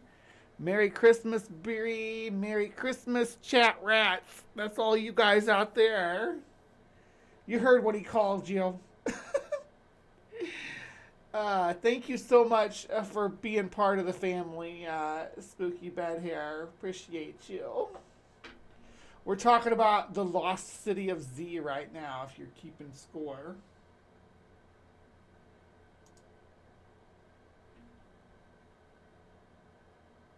Oh, it's muted. It's muted. Okay. Sorry about that. I muted it because, yeah, I'm not gonna, yeah, blah, blah, blah, blah. Alright, late night stories. The date is May 29th, 1925, and a man named Colonel Percy Harrison Fawcett is somewhere deep in the Amazon jungle. He is sat beside a campfire, writing a letter to his wife. So far, we have plenty of food, but I'm not sure how long this will last. Nevertheless, the season is good, and I'm confident of our success. And then, to sign off, you need have no fear of any failure. The following day, Fawcett sets off deeper into the Mato Grosso region of the Brazilian Amazon, on a quest to discover a fabled lost city which he calls Zed. He never returned, vanishing in unknown circumstances. Should I call it Zed? The lost city of Zed? Is that the proper way to say it, Spooky? I bet Spooky knows. Spooky, is the proper way to say it the lost city of Zed or the lost city of Z? Morning, Jazz. Good to see you, girl. And leaving behind him one of the most enduring mysteries of the 20th century. What happened to We love Percy mystery. Fawcett? The Hive loves a mystery, don't we, fam? We love it. Let's dive in. Chapter 1. To understand Fawcett's doomed expedition, we first need to familiarise ourselves with the history of the Amazon region. Since the arrival of Portuguese and Spanish colonisers in the 16th century. I'm going to say Zed, Lost City of Zed, because I like that better anyway. I like the way it sounds. Even though I'm a dirty American with my dirty American accent and my stinky American alphabet with the letter Z instead of Zed. Shame on me. Shame on my people. Zed sounds so much cooler. I think it was the villain throughout, like, that followed up Rita Repulsa on Power Rangers too. Lord Zed. Rumours of lost cities had attracted European explorers into the uncharted depths of the Amazon jungle. As early as 1541, men like Francisco de Orellana began travelling through the rainforest in an attempt to locate El Dorado, the fabled lost city of gold. Later, rumours of great silver and gold mines in the region attracted more explorers into the interior, seeking unknown riches within its vast and inhospitable environment. Over time, the extractive colonialism of the conquistadors gave way to the rubber barons of the 19th century. Instead of gold and silver, they sought the latex produced by rubber trees, which was processed and sold for industrial manufacture. During the rubber boom, large swathes of the Amazon were transformed into rubber plantations, where indigenous people... That's actually still happening too. Freedom Alphabet has freedom Z's. Bobcat and Police Academy was Zed. I think that was short for Zedmore, though, wasn't it? You sound so much more refined saying Zed. Yeah, I'm going to say Zed all the time now. I'm just going to replace it in my vernacular. Zed. She waits 10,000 years to finally be free, and all she wants to do is make her monster grow, and along comes a man to take over her whole enterprise. Sheesh.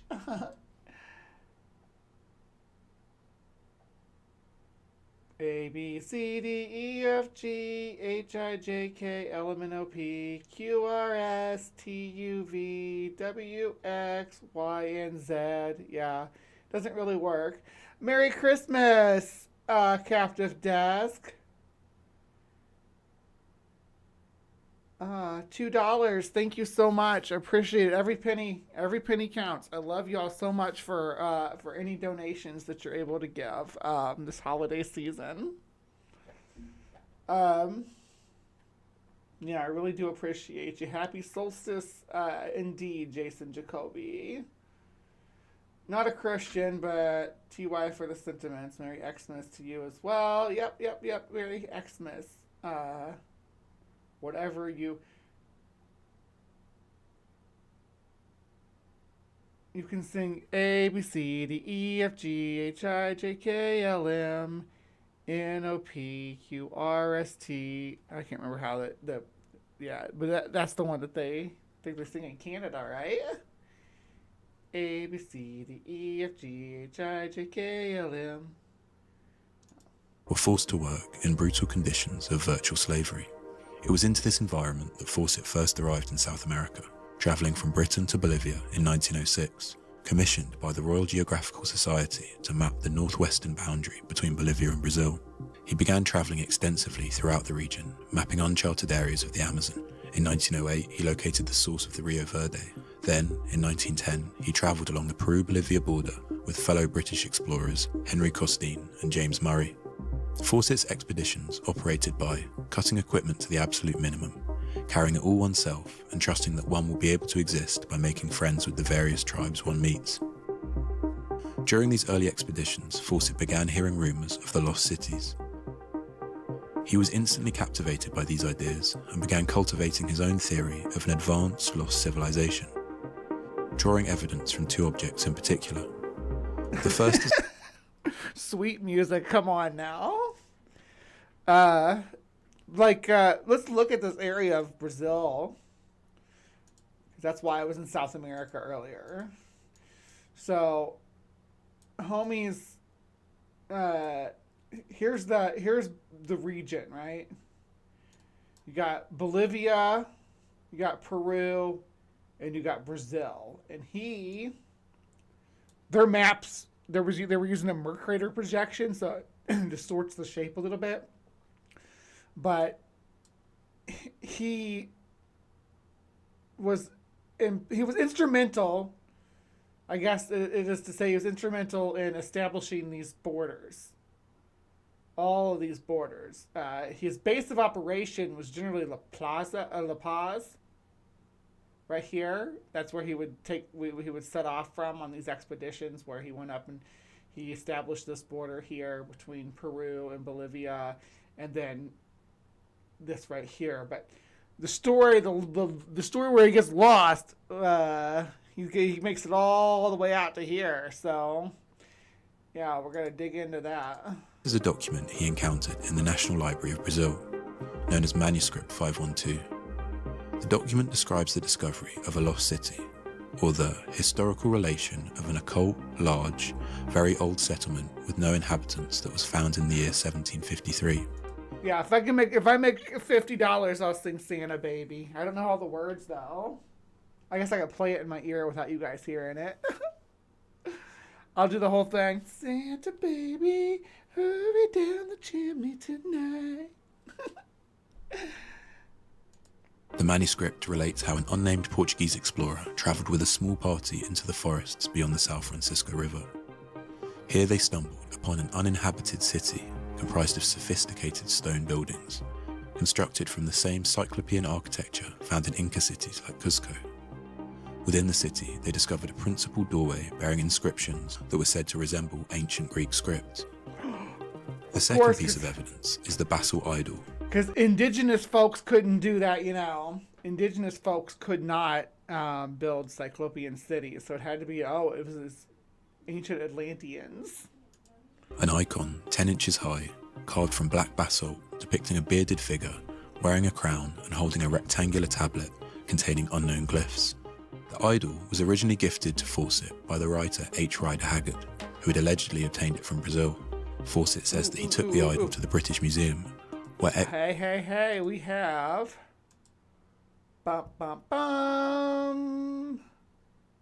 Fawcett's deadly idol. Looking like that.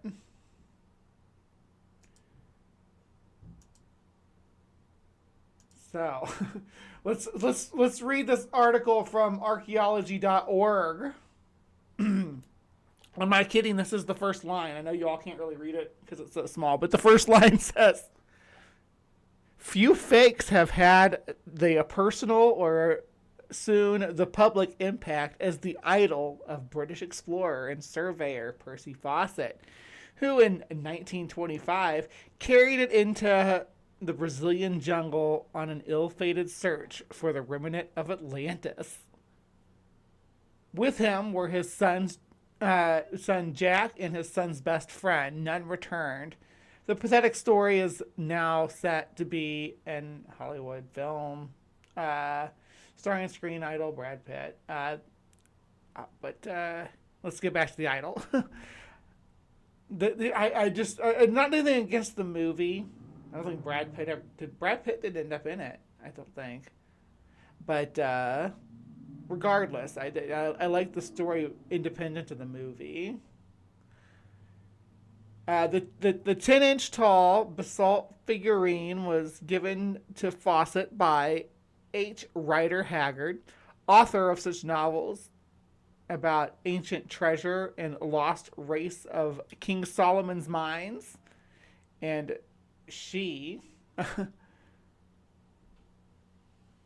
Haggard obtained it from Brazil, and I firmly believe it came from one of the lost cities.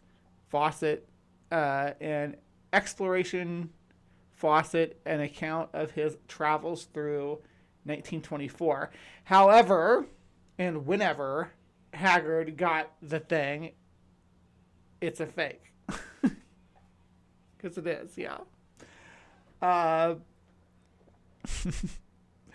One glance at an illustration of the idol is enough to raise suspicion. It depicts a bearded man wearing a hat or crown, holding a tablet at chest level with 4 columns of glyphs. The figure's costume and writing are on par with something from a prop department of Hercules Conquers Atlantis and have no parallel in real artifacts. Fawcett took it to the British Museum, where he noted experts were unable to tell me anything about the idol's origin. If not a fake, I was told it's quite beyond our experience. Undaunted, Fawcett sought to learn the secrets of the stone image by having a medium hold the figure in complete darkness and write down any impressions. The psychometrist, which is what someone who does that is called, we probably should do a video on psychometry at some point too, saw a large continent between Africa and South America long prior to the rise of Egypt. There were elaborate temples with beautiful carved columns and processions of what looked like priests, including a high priest or leader wearing a breastplate similar to one of the figures. I'm either going to have to put on my glasses or we're going to go back to the video. I think I'm going to go back to the video. Experts were unable to place its origin. However, Fawcett was quite sure it's not fake and wrote that, "I firmly believe that it came from one of the lost cities." Combining these fragments of evidence, Fawcett reached the conclusion that, hidden in the jungles of the Brazilian Amazon, lay cities built by an ancient and highly advanced peoples. He suspected that this civilization belonged to the Atlanteans, described in ancient Greek sources, writing that, "The connection of Atlantis with parts of Brazil is not to be dismissed contemptuously, and belief in it affords explanations for many problems which otherwise are unsolved mysteries." So, I hate to be the one to break this to the woo community, but Atlantis wasn't real any more than the gods on Olympus were real. Right? It's an allegory about hubris. And with linked together with real events that happened, like Pompeii, where cities or civilizations were destroyed by forces of nature. Sure, yeah, that there were influences that made the Crete, the Minoan civilization. That's a good example. Yeah. Fawcett therefore began making plans for the next expedition to search for the city discovered in 1750. Are you Atlantean, Ember? Are you the Atlantean Empress? 53. I now have what I believe to be the correct bearings, and given normal luck, will reach it.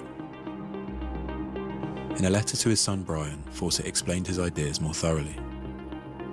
I expect the ruins to be monolithic in character, more ancient than the oldest Egyptian discoveries.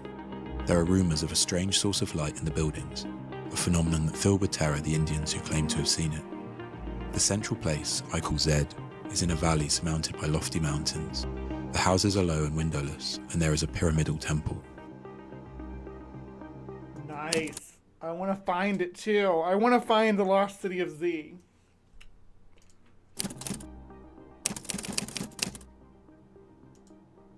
Fawcett's theories about Atlantean civilizations, ancient manuscripts, and supernatural lights were almost universally ridiculed by experts back in England, something he attributed to my objective being too romantic for hard-headed conservatives who prefer to play safe and back expeditions to Mount Everest and the good old Antarctic. Unperturbed by academic skepticism, in 1920 he began preparations to locate the city of Zed, an expedition into the Mato Grosso region of the Brazilian Amazon. Fawcett set off with 2 companions from Cuiabá in September. Their progress was slow. After 6 weeks on the trail, one of... Alright, let's see if we can find this. Cuiabá. We're on the Rio Cuiabá. How do you spell that again? No, not that. Cuia.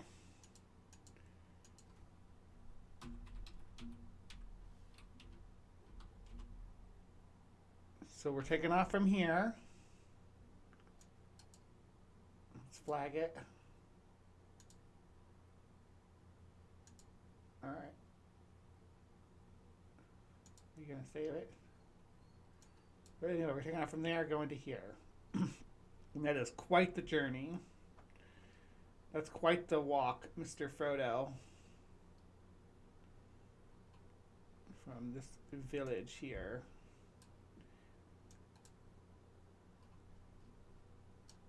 I'm doing this because the maps they're using are different than the ones that I'm used to looking at, and it throws me off because the scales are off. When I look at this, this actually takes the shape of the Earth into consideration, which I like a lot better.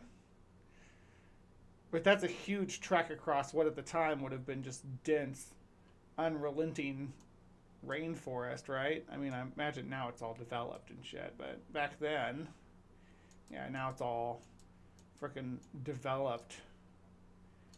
Look at that. Let's replace rainforest with this crap. Right? Am I right? And this, isn't this beautiful? And I know people need to eat and shit, but we throw away more food than we'll ever need. But let's do this to the goddamn rainforest. How far away is the forest from here? How far do you gotta go? Up into here, maybe? But this is still just like scrubland. Yeah. That's not too bad to trek through now, but back in the day when it was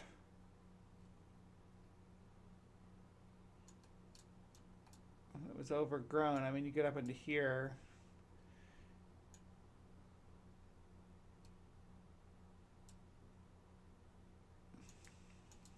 That's looking pretty rough. Chopping your way through that. Yeah. Of his companions had returned to the city, and most of their pack animals had died. They were constantly attacked by swarms of wasps and biting flies, and, upon making camp east of the Ranura River, their last horse collapsed and had to be shot. At this point, the remaining companion fell ill, leaving Fawcett with a dilemma. I couldn't send him back alone, for it was almost certain he would lose the way, and I was not prepared to take such a responsibility. there was nothing for it but to take him back and give up on the present trip as a failure. Fawcett quickly began organising a second trip into the same region. This time, Now we gotta remember also on Fawcett made a lot of cryptid. That's how I know so much about him. He was in my cryptid books a lot, and in my Lost City books and mystery books that I would read all the time. Morning, Maya. I think it's at BSS. I'm gonna try to do your prompt. Did that work? I hope it works. Bad Science Sunday. Anyhow, so and one of the things Fawcett is perhaps best known in the cryptic community for is he's the one who, and I say this with a grain of salt when I should be maybe saying it with a whole shaker full. He's the one who shot the 62-foot anaconda. So, do we need to add giant anacondas to the list too? Has it really gotten to that point?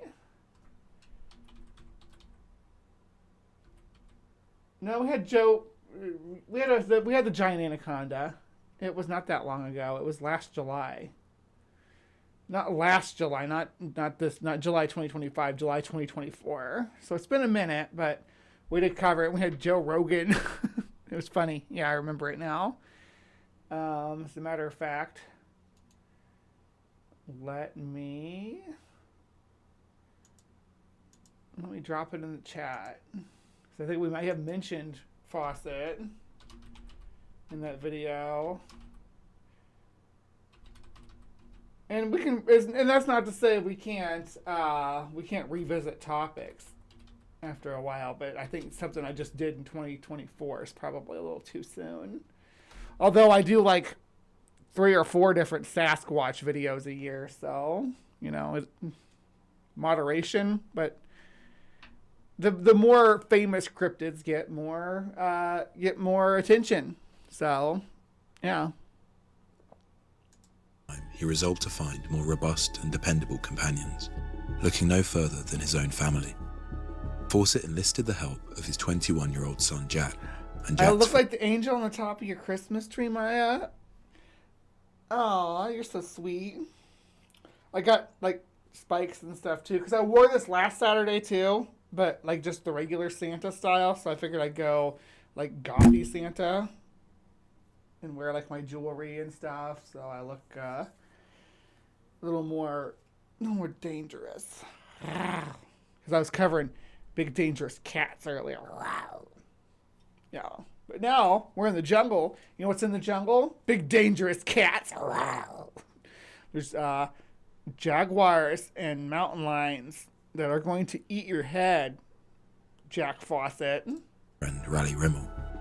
Although neither man had been in South America before, let alone embarked on an Amazonian expedition, Fawcett was convinced that their youth, strength, and enthusiasm... Oh my gosh, Jason, I didn't even see you pop in. Have to get back to work. Stay safe, everyone. Yeah, okay. Bye, Jason. Thank you so much for being here. Yeah. would make them fitting companions. So it was that on March 4th, 1925, the three men arrived in Cuyaba and began preparations for the journey ahead. They hired 2 local guides and purchased 2 horses, 2 dogs, and 8 mules, used to carry supplies and equipment, before departing on April 20th. That one mule looks too small. You need to trade these small one in here for an adult mule. There's no reason why you would need to use a baby mule as a pack animal. I'm filing a complaint. Used to carry supplies and equipment, before departing on April 20th. Fawcett planned to travel northeast to the Xingu River, then westwards over the Araguaia River. It was in this region that he expected to find Zed, before reaching the railroad in Bahia, which they could take to Salvador. After nearly a month on the trail, they reached the Bakairi Post, an outpost on the edge of the Amazon jungle and home to a small army garrison. Fawcett reported of their journey so far that, "We have reached here after rather unusual difficulties, losing our way 3 times and having been devoured by ticks. I am nervous about Raleigh's being able to stand the more difficult part of the journey, for on the trail the bite of a tick developed into a swollen and ulcerous foot. They camp here for 5 days before... Yeah. So, of all the monsters that dwell in the depths of the Amazon rainforest, it's the freaking ticks you gotta watch out for. Also, the winter solstice is coming up, so take advantage of the longest night by celebrating Saturnalia, the annual sex holiday. Hell yeah. Or are those really giant dogs? Good question. setting off northwest on May 20th. 5 days later, they reached Dead Horse Camp, so named because it is where Fawcett shot his horse during the failed 1920 expedition. It is here that Fawcett writes his final fated letter to his wife Nancy. The guides, who were terrified at the prospect of continuing north on account of the wild Indians, returned to Kioba. This picture, taken of Jack and Raleigh, along with Fawcett's final letter, were carried back with them and sent to England. They remain the last pieces of correspondence from the expedition party, which, after this point, seemed to vanish somewhere in the Amazon jungle. All right, let's go look at Dead Horse Camp real quick, because it's nearby. I had it marked. That's what this is right here. Dead Horse Camp. Allegedly, anyway. There's no marker down there that I can come down and look. The closest I can get is this like stretch of highway over here. Give you an idea of the jungle around it. It's pretty dense. Pretty dense, probably full of sloths. Sloths love this kind of habitat. Maybe some jaguars. Now, if you zoom out though, it's all developed now. All of this is all developed. Like if you drop down in here, you can see the different types of development.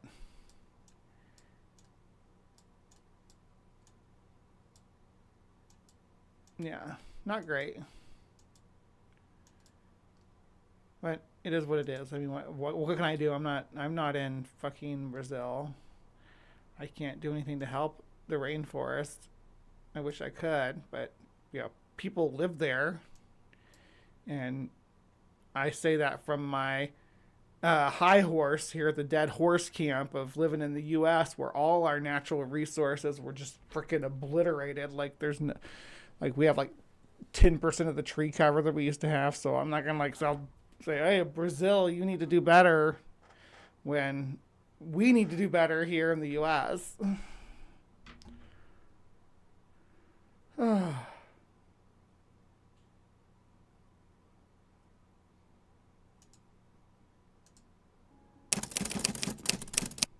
After 18 months without any sign of the expedition party, the Royal Geographical Society formally declared Fawcett and his companions as lost.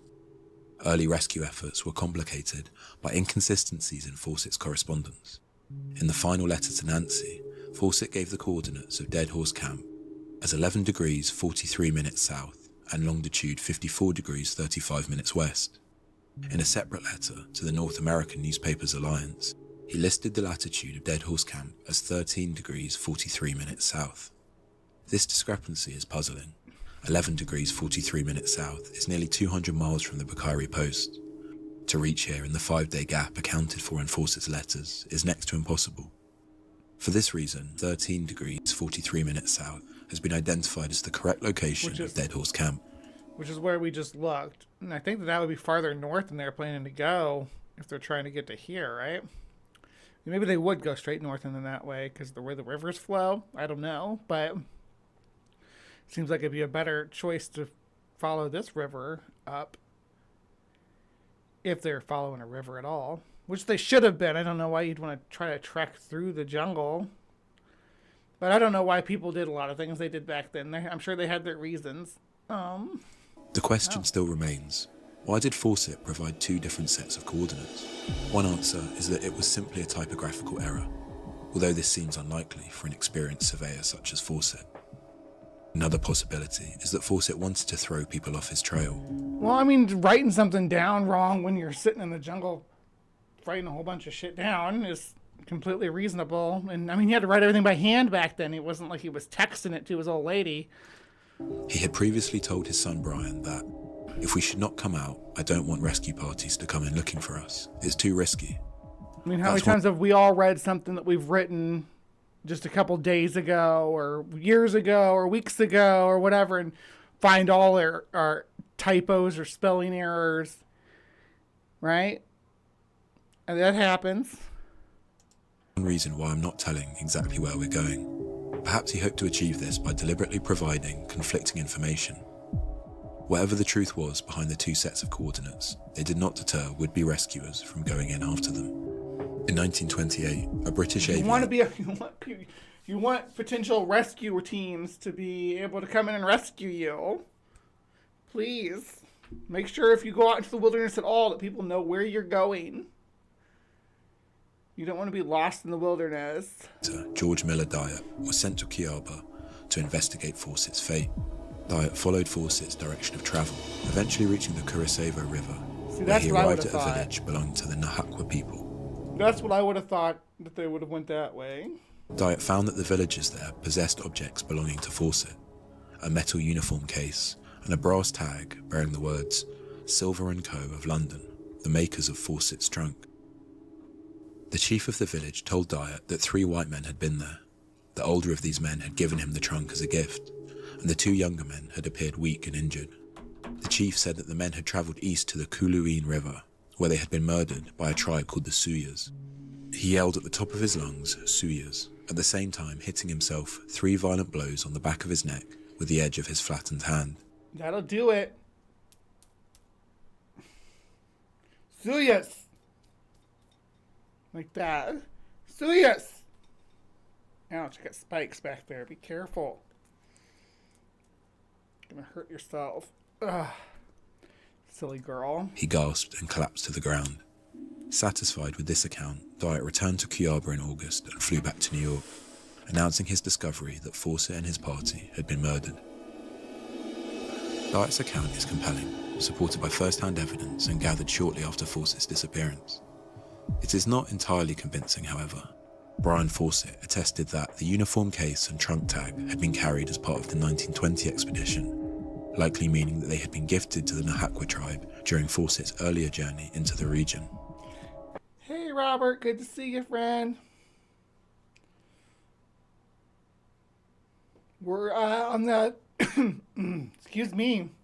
We're on the expedition with the lost Fawcett expedition, I guess we should say. If this was the case, it seems that the chief's story of murder was a red herring, a misunderstanding, or a lie created to discredit a rival tribe. Brian Fawcett later said of Dyatt's account that we of the family could not accept it as in any way conclusive. More evidence appeared in 1932 via the testimony of a Swiss trapper named Stefan Rattin. Rattin had been travelling with 2 companions. Yeah, the thing about coffee, because I drink coffee too, you know.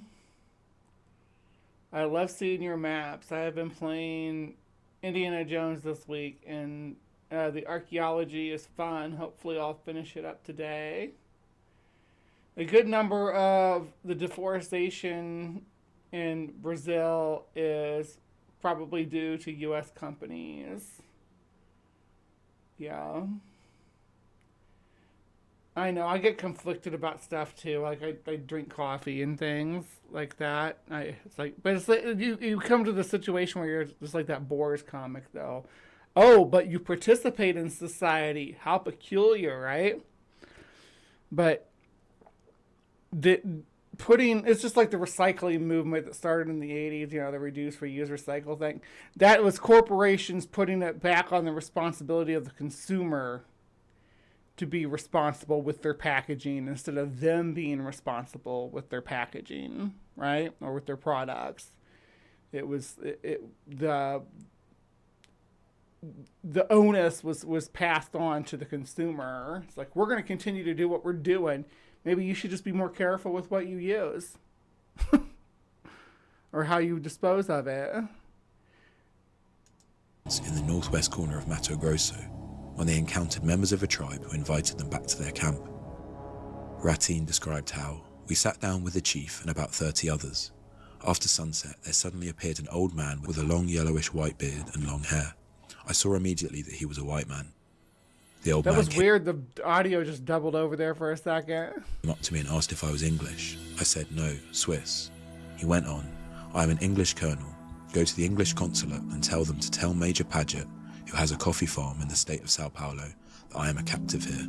I promised I would, whereupon he said, you are a gentleman, and gave me a handshake. I asked the old man whether he was alone. He said something about his sleeping son and began to weep. He wore 4 gold rings. He is a man of about 65, approximate height 5 feet 11 inches and powerfully built. He has bright blue eyes. There are several reasons to believe that, even if Rattine's account is true, this man was not Percy Fawcett. Firstly, That's well off track, right? I mean, that's far west of the... Yeah, the encounter occurred nearly 500 miles from the region that Fawcett was travelling through. On top of this, the physical description does not quite match up. Fawcett was a tall man, reckoned to be well over 6 foot, and had green eyes, not bright blue. The Major Paget Ratine mentions is Sir Ralph Paget, a close friend of Fawcett's, and the former British ambassador to Brazil. However, by this point, Paget had not lived in Brazil for the better part of a decade, and Fawcett had even visited him at his home in England before beginning the 1925 expedition. If Fawcett was the unnamed British colonel, why would he tell Ratine that Paget was still in Sao Paulo? Ratine's account caused a media sensation Yeah, I after don't it was think that was Fawcett. published, but no formal expedition was organised to track down the captured man. Instead, more evidence arrived the following year in the form of a theodolite compass discovered in the possession of the Bakairi tribe.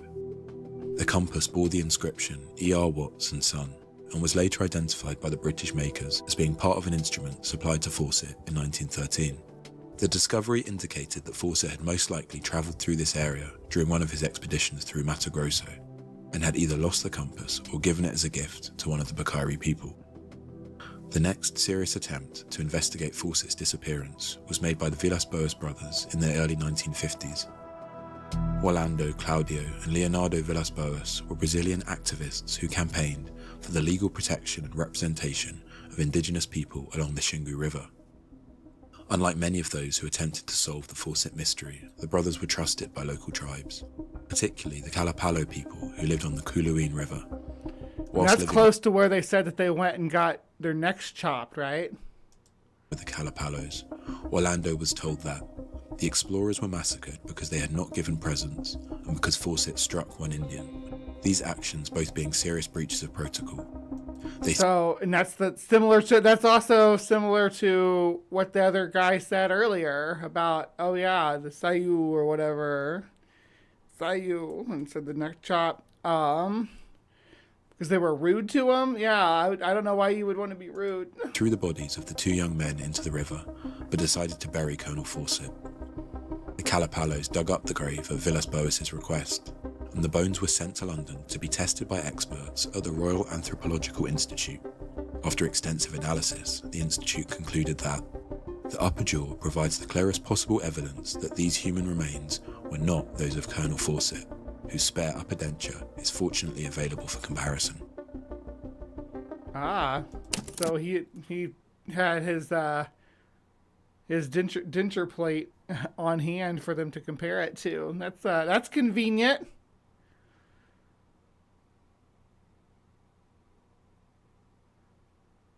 Bastardnall is one of the most responsible corporations there is, really.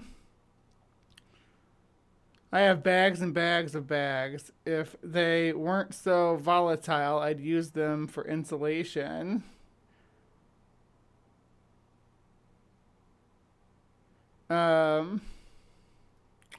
So, yeah, with the recycling. I live in New Mexico where, like, plastic bags like that are not legal. It's kind of interesting, actually. In the absence of any conclusive answer to the Fawcett mystery, many could only speculate on the expedition's fate. The explorer Henry Costin was of the opinion that Fawcett did not perish at the hands of the Indians because he usually got on with them so well. Instead, he believed that there are 2 great sources of danger.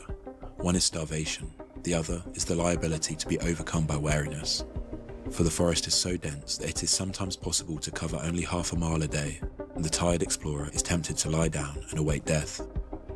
Costin is a reliable source. He had travelled extensively with Fawcett in Bolivia, and would have possessed a better understanding of Fawcett's habits and proclivities than nearly anybody else. Was Fawcett of the nature to sit down in despair when lost in the jungle? Doesn't seem like he would have kept getting contracts if that was his methodology. Maybe he had some people with him who were like that. He did have Riley and Jack, his son. View that Fawcett's party had likely succumbed to starvation and exhaustion is reasonable. We know that they had not taken enough food for the whole trip, instead hoping to subsist by hunting game and eating with tribes along the way. If this strategy had not worked out as planned, they would have been at serious risk of starvation. Travel would also have been made more difficult by the infection in Raleigh Rimmel's foot, described in Fawcett's last letters. Yeah, that tick bite, ouch. And the party may have simply found themselves deep in the Amazon jungle, lacking the physical capabilities to reach Bahia or double back to the Picari outpost. Brian Fawcett saw Rimmel's infected foot as a key piece of the puzzle, hypothesizing that it had triggered a sudden change of route. Let us suppose that, after leaving the Dead Horse camp, Raleigh's bad leg failed to heal. Shortly before the Xingu River, Raleigh went down with blood poisoning, a brief step from any superficial infection in tropical South America. There was only one slight hope of saving him, and that was by getting him out in time. To return by way of Dead Horse camp and the Picari post was impossible, but Raleigh was unable to walk and could only move supported by the others. Fortunately, they were not far from the Xingu, and after great difficulty, the trio reached its banks. Fortune was again kind. A party of Picaris was found. They had several canoes and traded one for the only equipment that the party could afford to lose, the scientific instruments. Once in the canoe, any number of misfortunes could have befallen the group. They might have capsized and lost all their supplies, leaving them lost, stranded, and unequipped. Or been eaten by one of the giant anacondas. That could have happened. Or they may have simply drowned in the precarious waters of the Xingu. Others, like the historian John Hemming, have speculated that Fawcett was probably killed by one of the local tribes. Hemming has argued that I want to look at the Xingu. Is it like a crazy river?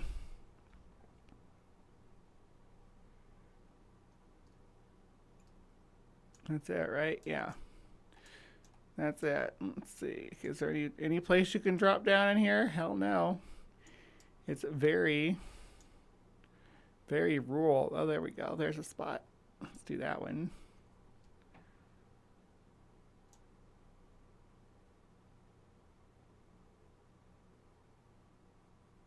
Drop me. Oh, wow. This is very rural. Are those electric lines?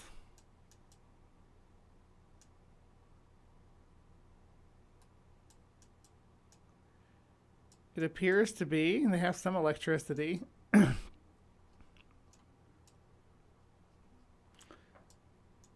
But this is a very rustic setting.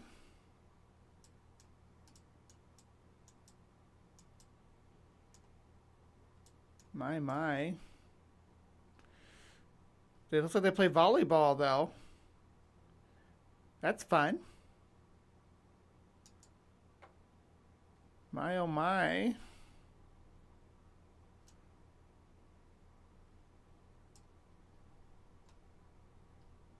What's this river here? It's a different one. This is all Xingu here, though. I think it flows into the Amazon. Let's drop down on the bridge. Oh, there's no bridge. What we do your portage?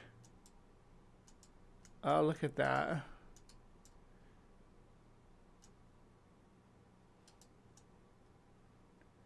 There must be like a ferry that carries you across. Look at that. But this gives you an idea what kind of landscape they were trucking through. Look at that shit.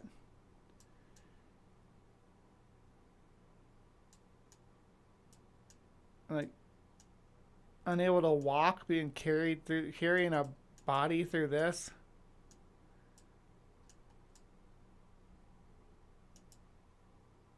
Oh my goodness.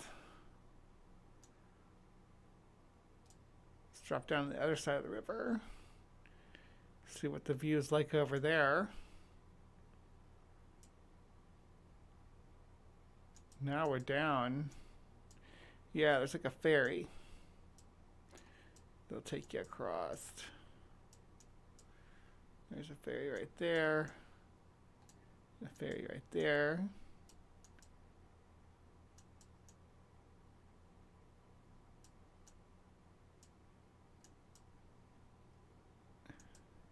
Yeah.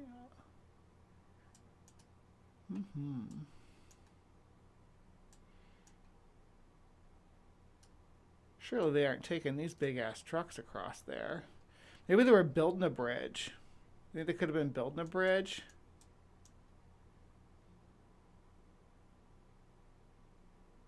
Seems like a decent enough place to build one, but the roads aren't even finished though.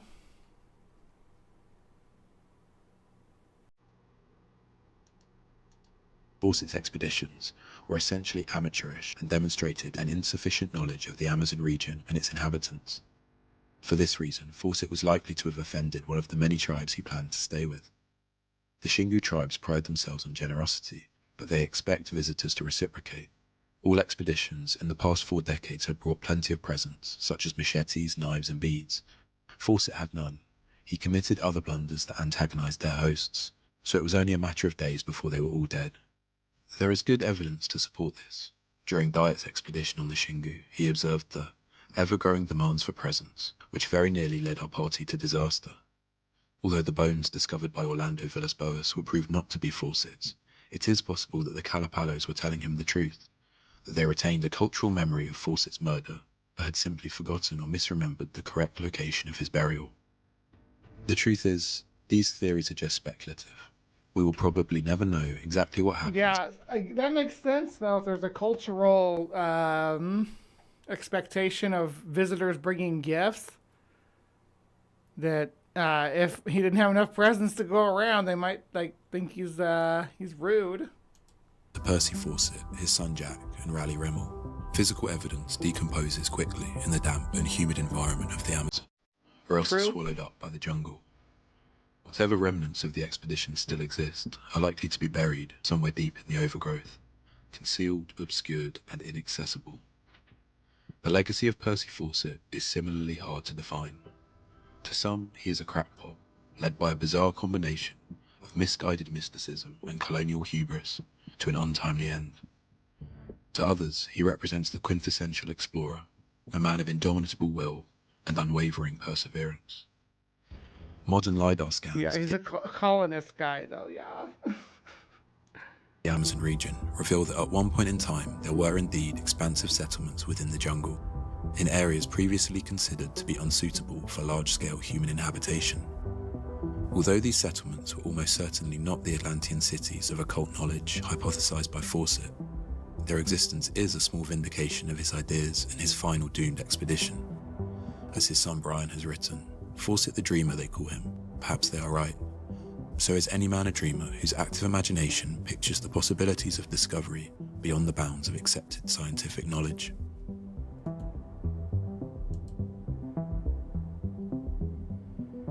Alright, so, yeah, we are going to look at the initial view. Before we wrap this episode up, we're going to look at the scientists discover an ancient lost megacity beneath the Amazon. So is this the lost city of the Zed? Amazonian rainforest often portrays an impenetrable ancient barrier, a place where early civilizations, limited by poor soil and dense humidity, could only exist as small, fleeting nomadic groups. This assumption has permeated academic thinking for generations, supporting the belief that large, settled, and organized urbanism was simply a geographic impossibility for pre-Columbian societies in the lowlands. Such dismissive views often undervalued the ingenuity and... That's kind of silly considering we have the Incas, the Mayans, the Aztec, the Toltec. There were so many Mesoamerican empires with large metropolitan regions. historical presence of indigenous I guess you call them cities, yeah.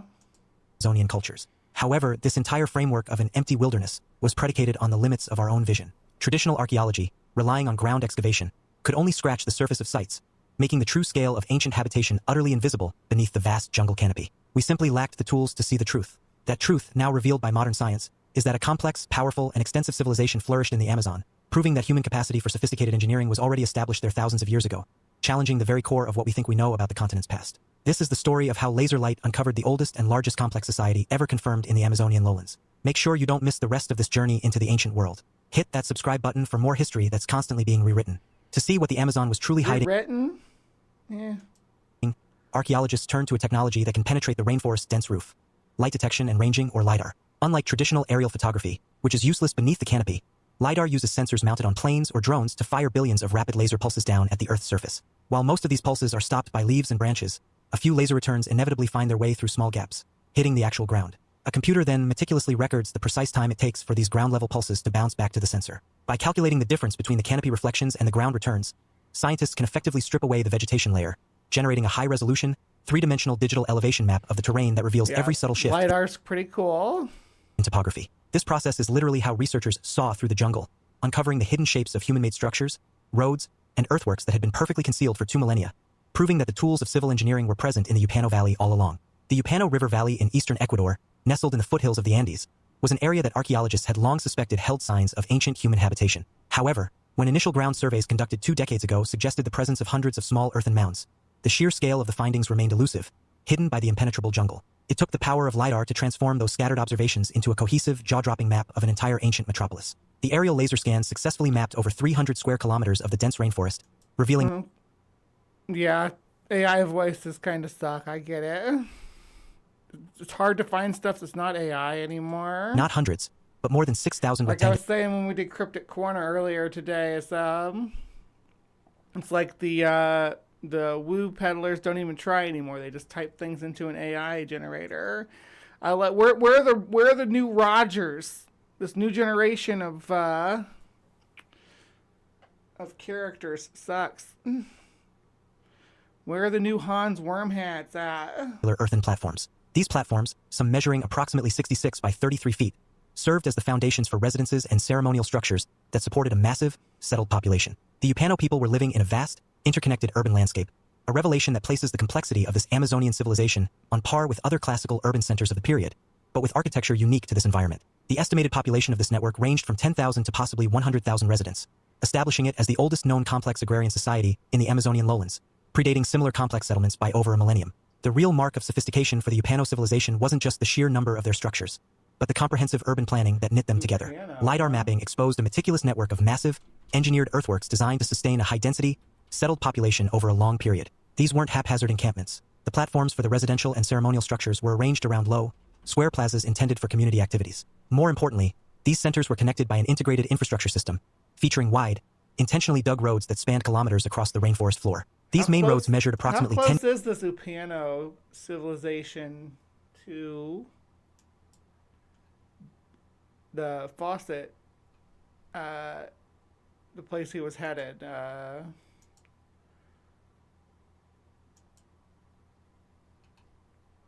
So he was headed up to here,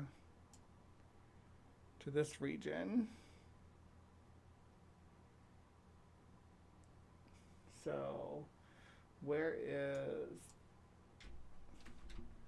Upano Valley?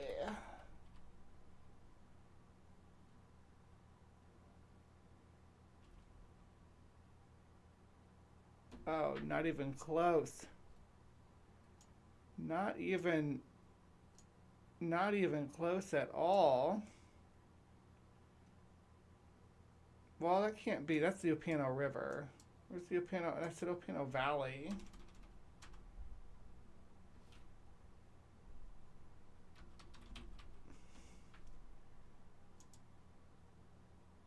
It keeps taking me to the Upano River. Let's see. Does this give a longitude, latitude?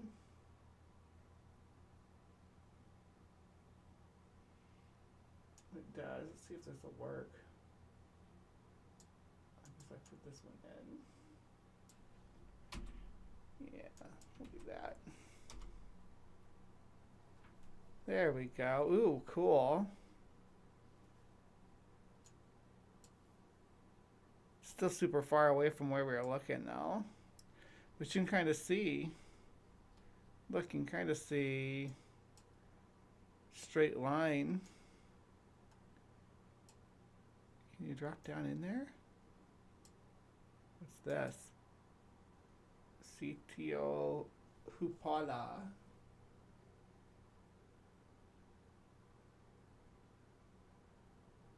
Yeah, so that's supposed to, I guess that's supposed to be the city of Hupala. Because it's talking about the ruins. It'd be cool to go there and see the ruins, but yeah, it's in Ecuador, and it's. I guess it's where does Brazil? Brazil's huge, but you're talking Peru and Colombia between the site and Brazil. It's super far away from that. All right, so. I love lost cities in the Amazon. Always a wild ride. Always Atlantis adjacent too for some reason. What do you guys think though? What do you think about discovering these cities with LiDAR and actually showing that some stuff does exist under the dense rainforest? I don't know. Let me know in the comments down below, and please remember to be kind and take care. We'll see you next time. All right, don't go anywhere, family. There's more stuff to come. And it might be perched on a cross. And it might be a little bit obnoxious. So don't make me do this alone. All right. I will be back in just a minute after I do a brief intermission. And I said, so what you're telling me is five below over billions and billions of years. Eventually, after one of those hurricanes, there'll be a 747 fully loaded and ready to fly. What he's talking about, I one thing he's talking about biology here, in which case we're talking about like niche vacuums. So the tornado is the extinction event, right? The tornado comes through and wipes everything out. And then life starts to come back. So it's the space between the tornadoes that creates the new life. And at some point, one of those tornadoes came through and it wiped out some big, some giant archosaurs, right? And this allowed these little scampering, warm-blooded mammals to have a chance. Tornado came through this little junkyard. These little tiny primates were able to start propagating and expanding and their ranges and moving into new niches and becoming more successful. Eventually, these little monkey guys even started to create their own technology, and that happened so fast. And eventually, they started taking aspects of other organisms on the earth and trying to emulate them, like flight. So then they built machines that could fly, and eventually they invented this 747 or whatever that he's talking about here. So this tornado, which the last big tornado I guess would be the KPG extinction event, did come through our junkyard. The myriad of life on Earth, it did blast right through that junkyard. What was it, like 65% or something like that of life on Earth? Where the iridium layer is, right, where we can see on one side and on the other. So that iridium layer represents when the tornado came through. So the tornado came through the junkyard.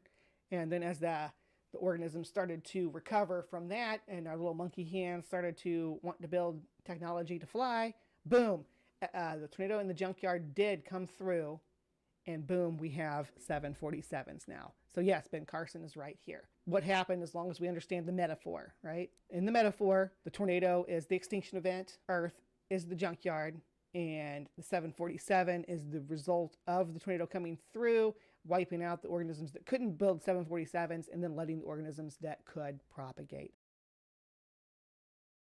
The cool thing about bears, too, is that brown bears, under the umbrella of brown bears, is actually the polar bears. They're grouped within that clade because there are clades of brown bears that are closer related to polar bears than they are to other brown bears. Polar bears are just a subclade of brown bears because they happen to live in an Arctic environment.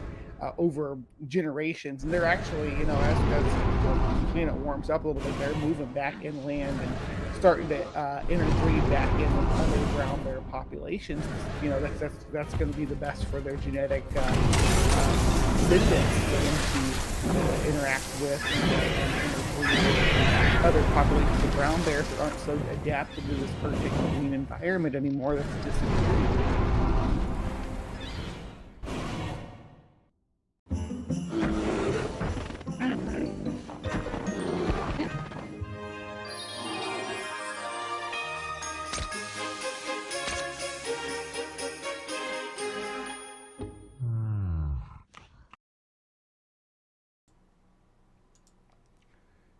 All right, hello, my beauties and bees, and welcome back to the final segment of my Live from the Hive show, where we do Bree's Bestiary, where I bring up any kind of animal that I feel like talking about, and kind of go over some of their folklore or their interactions with humans and things like that.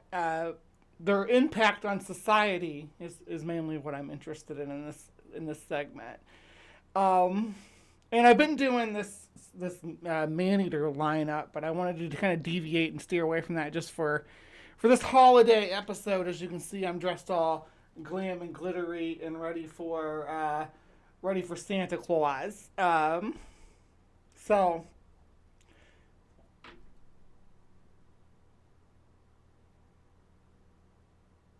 I can't hear talking because of dinosaurs.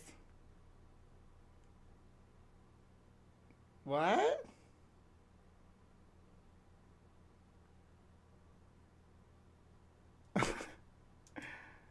Hopefully it's fixed now.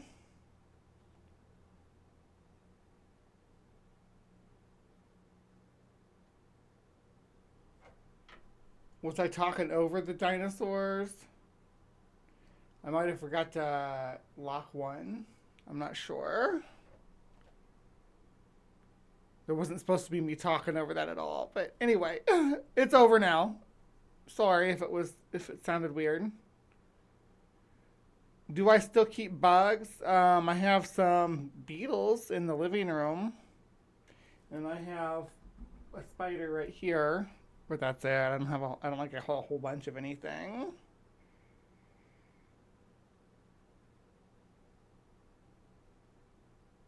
Yeah, there shouldn't have been any audio on that at all, so I'm not sure what that was. I'll have to go fix it.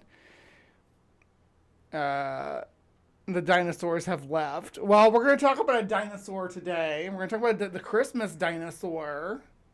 So it's weird to think of them as a dinosaur, right? Mantises, yeah. Mantises take a lot of focus and care that I don't know if I have the... No, it's not a tarantula. It's a black hole spider. I don't have any tarantulas anymore. But yeah, we're talking about a dinosaur today. We're talking about a cardinal. Now, like, when I was a kid growing up, my parents would have little, like fake cardinals with real feathers that were red on the Christmas tree and stuff, and they put them up in the wreath. There was always cardinals, and I never understood why, but I guess there is a Christmas tradition about that that's Christian that says that the cardinal, well, yeah. Well, let's look at this blood-stained bird mythology. Goodness gracious, blood-stained bird. Now sped this up, so hopefully we get through it, but... The Little Red Cardinal Bird. Part 1, The Forest of the Little Bird. In an ancient forest in a distant eastern land, there lived a little bird with simple gray-brown feathers. Each morning, he would fly to perch on a branch of a sandalwood tree in front of the house of a carpenter named Joseph. The bird enjoyed observing the peaceful life there, the rhythmic sound of sawing wood, the sweet smell of sawdust, and the gentle smile of Mary, Joseph's pregnant wife. One cold winter night, when the sky was pitch black and the wind whistled through the leaves, the little bird woke to the sound of hurried footsteps. From his I don't know if this thumbnail that they got up here for this is giving it away, but holy shit, right? This is going to get dark. Nest. He saw Joseph hurriedly helping Mary onto a donkey back, their anxious faces illuminated by moonlight. We must reach Bethlehem, by the emperor's decree. Oh, Joseph's voice was filled. There was cardinals at the nativity, too. Holy shit. With worry. The little bird, without understanding why, felt his tiny heart tighten. A strange feeling compelled him to leave his nest and follow them from afar. like a silent friend guarding their journey through the night. Throughout the long journey, the bird witnessed Mary's exhaustion. I don't think cardinals fly at night. White Jesus is making this cardinal drool. Or that might be snot. I don't know. This cardinal doesn't look well, though. It's making a lot of fluid. Looks like it's having maybe a sinus reaction. Beginning of her labor pains, and their despair as inn after inn turned them away. Finally, in a secluded stable where the warmth of sheep dispelled the cold, the light of the world arrived. When baby Jesus's first cry... The warmth of sheep dispelled the cold. Echoed. The whole stable seemed to glow. I like to think that she just pecked out Jesus's eye and is eating that. That's a huge cardinal, too. You ever see a cardinal? Most cardinals are... let me see. Something's about the size of a cardinal. Sure, why not? Most cardinals are about the size of this pill bottle, right? That freaking cardinal is the size of a goddamn raven. It's the size of this Kleenex box. It's huge. What subspecies of cardinal is that, my friend? Perched on a crossbeam, the bird's heart trembled at the sacred scene. Shepherds knelt, angels sang in the heavens above, and the little bird himself sang his clearest song ever, a hymn welcoming the Savior. In the following years, the bird often flew to Nazareth where the small family lived. He watched the boy Jesus grow up, his bright laughter blending with the sound of his father's playing, his tiny hands helping his... How long do you think a cardinal lives? Let me see. Let me look. Lifespan of a cardinal. 1 to 3 years in the wild. Yeah, I thought songbirds usually don't live longer than a decade or so. Maybe dire cardinals live longer. You're right, Kristen. Cardinals were bigger back in the dinosaur times. Yeah, this is cardinals are dinosaurs, though. I mean, that's what I like to say. That's weird. It's like, yeah, these little seed-eating little finch guys. Mother carry water. On some afternoons, Jesus would sit under an olive tree, birds gathering around him, and the little bird always perched closest, listening to his whispers to nature as if they were conversations with the Creator himself. Part 2. Was Jesus like a Disney princess? They're describing Jesus like a Disney princess here, aren't they? Like, oh yeah, he had all these little animals following him around that wanted to be close to him. Darkness begins to spread. 30 years passed, and the bird's forest witnessed many changes. Jesus was now a man traveling everywhere, teaching and healing. The bird, now older, still kept his habit of searching for him in crowds, but the atmosphere grew heavier. Whispered rumors, hostile glances, and finally, that fateful night. The bird was sleeping in his nest when he was startled by chaotic footsteps. In the flickering torchlight. And like the cartoon style, like, birds sleep in a nest. Cardinals generally sleep in a roost. They don't nest, or they don't sleep in a nest unless they have eggs that they're sitting on. Nests are not are not like the little houses like in the cartoons for real. Cardinal sounds Catholic. It really does.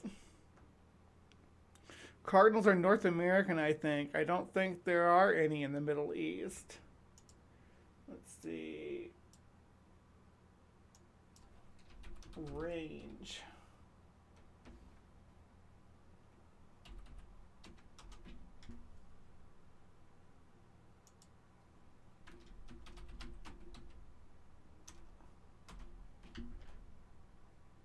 Yeah, I mean,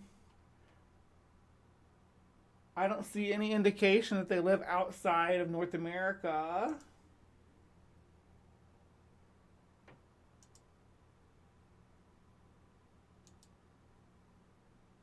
Of course, I keep pulling up Catholic cardinals.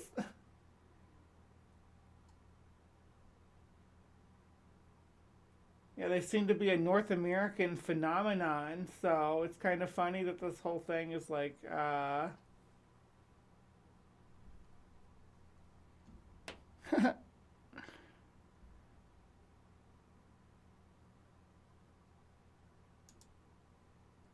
like, here, this is about as blatant as you can get. Hold on.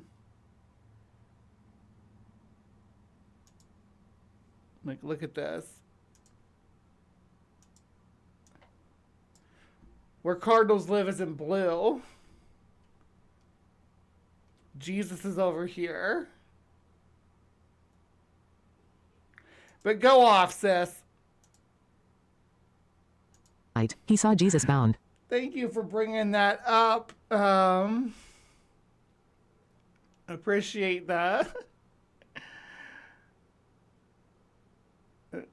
Pointing that out, because yeah, there was so much more to talk about here with this. I laughed so hard when I was watching this the first time. I'm trying to be more critical now and make jokes and stuff, but like when the first time I watched this, I just laughed the whole time. Bird cardinals appears to have been named after church cardinals. Are cardinals and blue jays the same? No, blue jays are in the corvid family with ravens and crows. They're the blue mohawked punk version of the usual goth corvid family. If the Ark was made in Florida, I see no reason why cardinals couldn't be present in the Middle East. That's true too. We talked about the Ark being made in Florida recently too. Jays are related to cardinals are pastorines. Cardinals are closely related sister clades to like finches, which they're about the same size as cardinals. Are a little bit bigger. Not this big though. This is freaking. This is jay size. This is like blue jay size, because blue jays are a lot bigger than a cardinal. Like I said, cardinals are little bitty. They're as big as, my weed container. They're tiny. Jays are like big guys. His face strangely calm amidst the screaming crowd. Crucify him, crucify him. The shouts pierced the night like daggers. The bird soared up, heart pounding, closely following the procession climbing Golgotha Hill. The smell of blood and sweat mixed with road dust made him dizzy. On the barren hilltop, 3 heavy crosses were raised. Corvids are hella smart. They may be the smartest living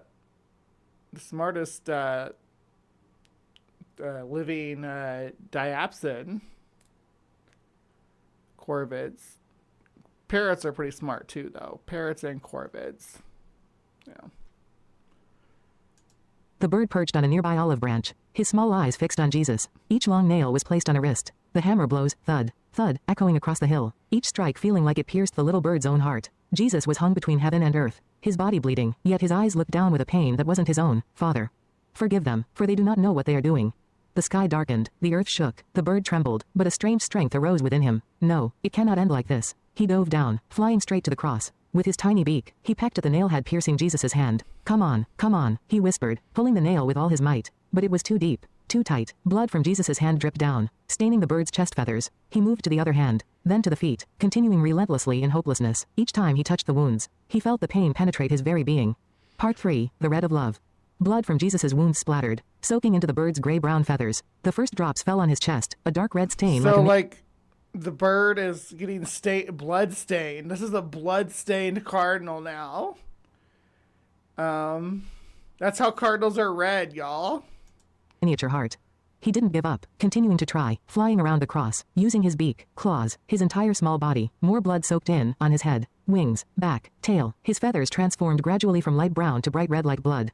Like fire, like burning love. It is finished, Jesus cried out, his head bowing down. At that moment, the temple curtain tore from... They left that part out of the Bible where there was a little cardinal fluttering around trying to pull the nails out. Where the forest critters came to rescue Jesus and were unable to pull the nails out. Because are we assuming the cardinal was the only one? And he flew all the way from North America for this shit, right?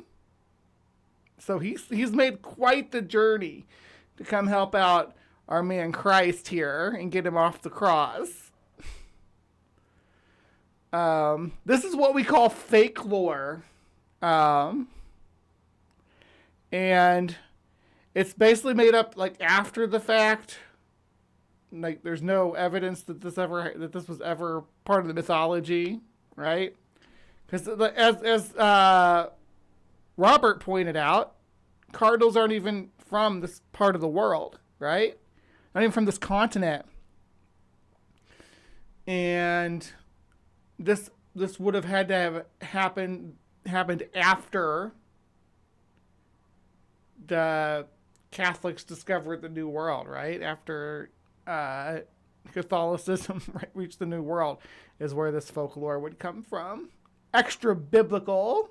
Top to bottom, the bird stopped, perching on the horizontal beam of the cross, right below his feet. His entire body was now crimson red, the red of sacrifice, of unconditional love. A Roman soldier raised a spear, piercing Jesus' side. Water and blood flowed out. The final drop fell, hitting the top of the bird's head, completing the rape.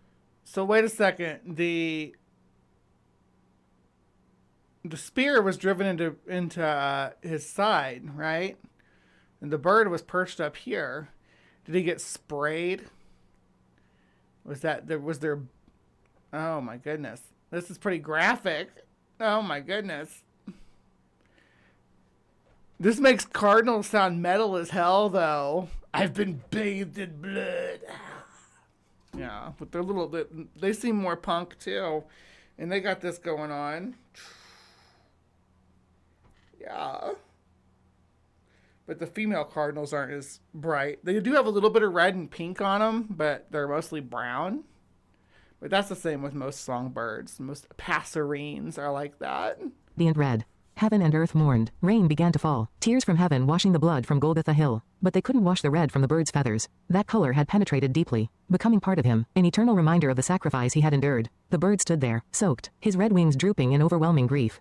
When they took Jesus' body down, Mary held her son in choked. Was it snowing in Golgotha when this happened? Yeah, this is really like Clive Barker Christmas, right? If Ben Shapiro saw this, he would lose his shit. Probably. I would say so. There is no local bird that could do the job. Let me see. Red songbird. Middle East. There's a red warbler. Yeah, there's a few. There's a few red birds that could have filled this role. Let's see if we got, the red warbler, the scarlet tanager. That's okay. Is that a red-headed finch? Summer tanager.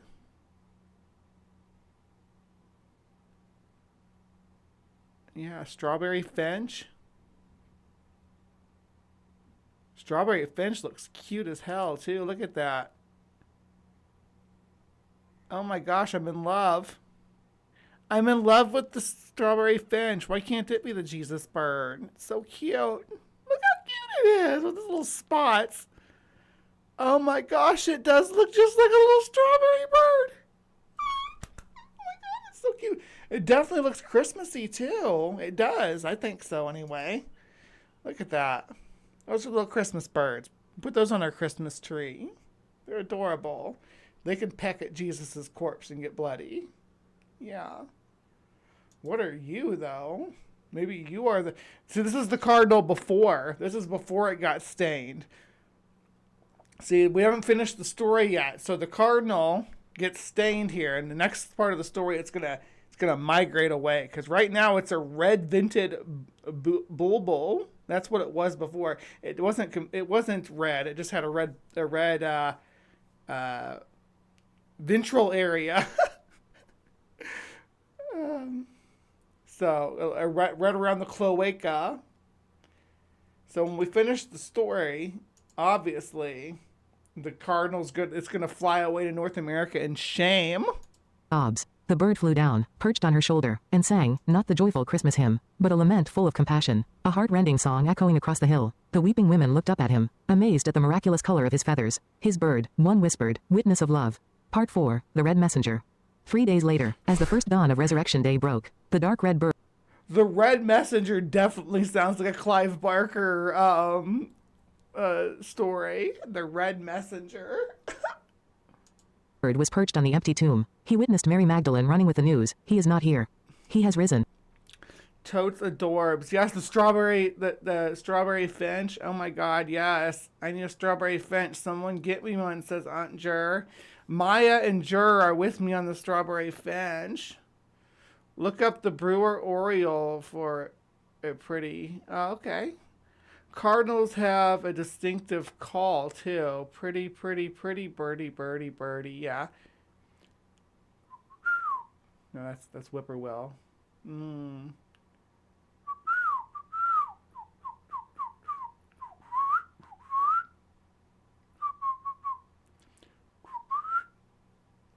I can't know if I'm doing it right. Joy surged, and the bird soared into the sky, singing a new song, the song of life conquering death. His red now symbolized not only sacrifice but also resurrection, hope.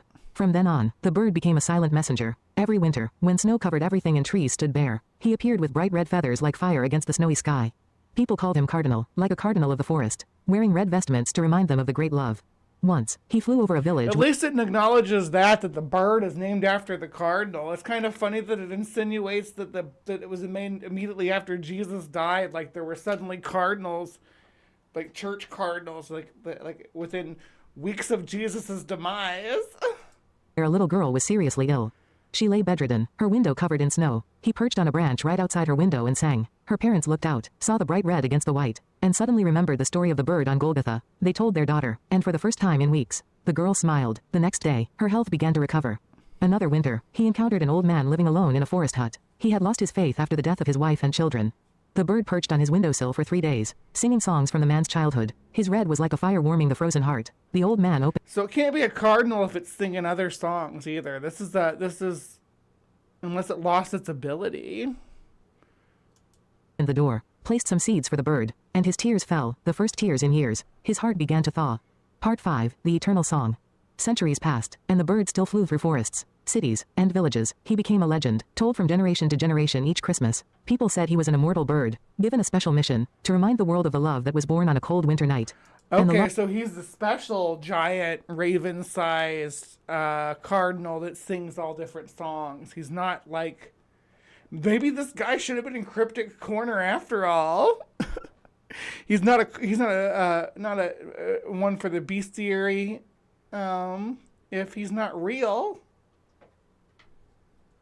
Mythical cardinal, like... Love that sacrificed to redeem humanity. On Christmas Eve, if one listens quietly, they might hear his song from afar, a melody blending the joy of Bethlehem and the pain of Golgotha. Between the manger and the cross, between birth and death for rebirth, and if lucky, they might see a speck of red gliding across the night sky. Like the star that guided the wise men long ago. Oh, another thing, he's nocturnal, which is not cardinal-like at all. Whenever winter comes, cardinals still appear with bright red feathers against white snow. They are descendants of that little bird, carrying the color of sacrificial love. And in deep forests, people believe a special bird still exists, with red as bright as blood, eyes shining like stars, and a song echoing through time. The story of the little red cardinal is not just a legend, but a reminder that true love always leaves a mark, transforms us from within, and no matter how small, every act of love has eternal meaning. During Christmas, when seeing a cardinal on a greeting card, Christmas tree decoration, or outside the window, remember that it's not just a holiday color, but the color of love that came to earth, sacrificed, and rose again. Love that... I haven't seen any evidence of this, though. You're just making a claim. Hi. Thank you. I feel cute. forever ignites hope amidst the cold winter of the world. All right. I had another one, but I don't think I'm gonna watch it. We've run our course. We're about 3 hours now. At least this one had real images of cardinals. It's still AI voice though. About spiritual. Welcome to the channel. I hope you enjoy the video. Please give it a like, subscribe to the channel, and hit the notification bell. And follow the About Spiritual on the social media. Yeah. What does it mean when God sends cardinals? When God sends cardinals. But at least this uses real... like Red's character in 2016's The Angry Birds movie. It was angry, and quite heroic till the end of the film.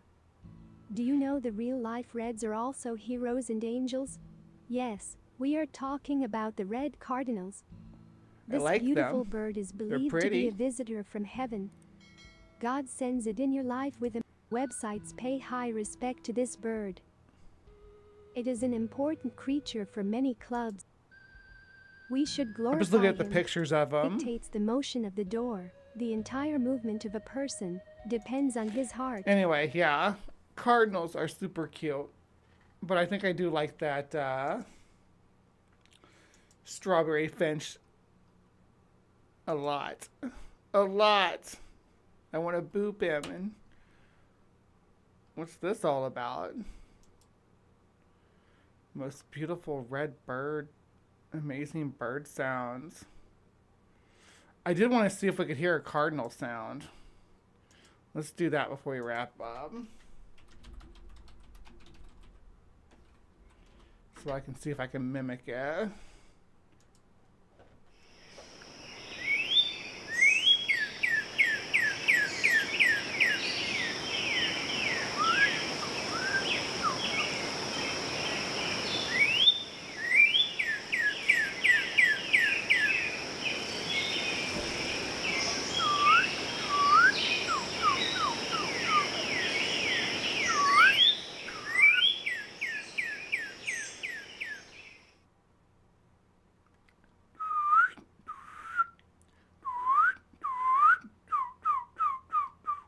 Mine's deeper though.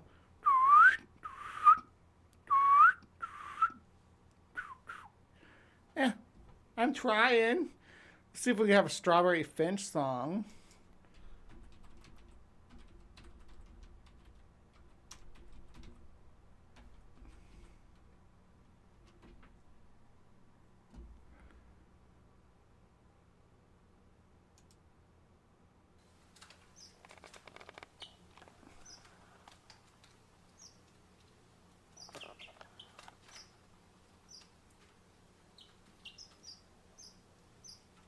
Much squeakier.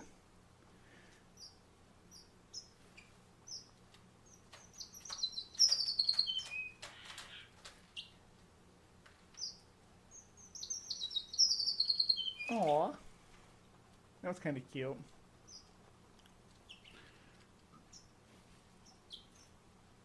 Most of... Oh. No, not Clint's Reptiles. Yes. Most of it sounded like... someone riding on a squeaky dry erase board.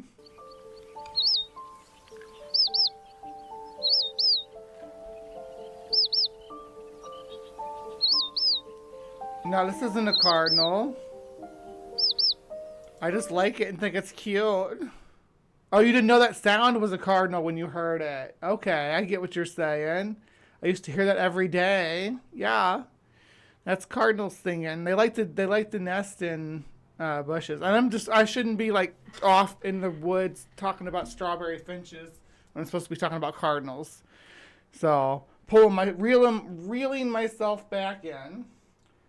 Maybe we do need to talk about strawberry finches though, because they are freaking adorable. But cardinals are cute too. I'm just I'm more used to them, I guess, more accustomed to them. Not to mention my dad, I was from Missouri, so my dad was like a big St. Louis Cardinals fan and had all kinds of Cardinal stuff all over the place. So I'm used to Cardinals, used to seeing them, and used to hearing them. We had a pine tree in our backyard that they all like to nest in. They love sunflower seeds. Yeah.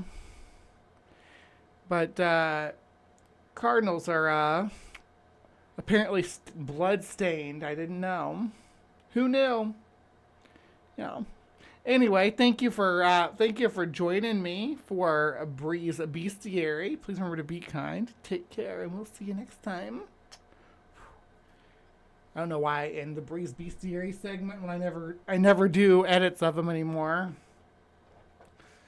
It just wasn't worth the effort because I didn't really get any views.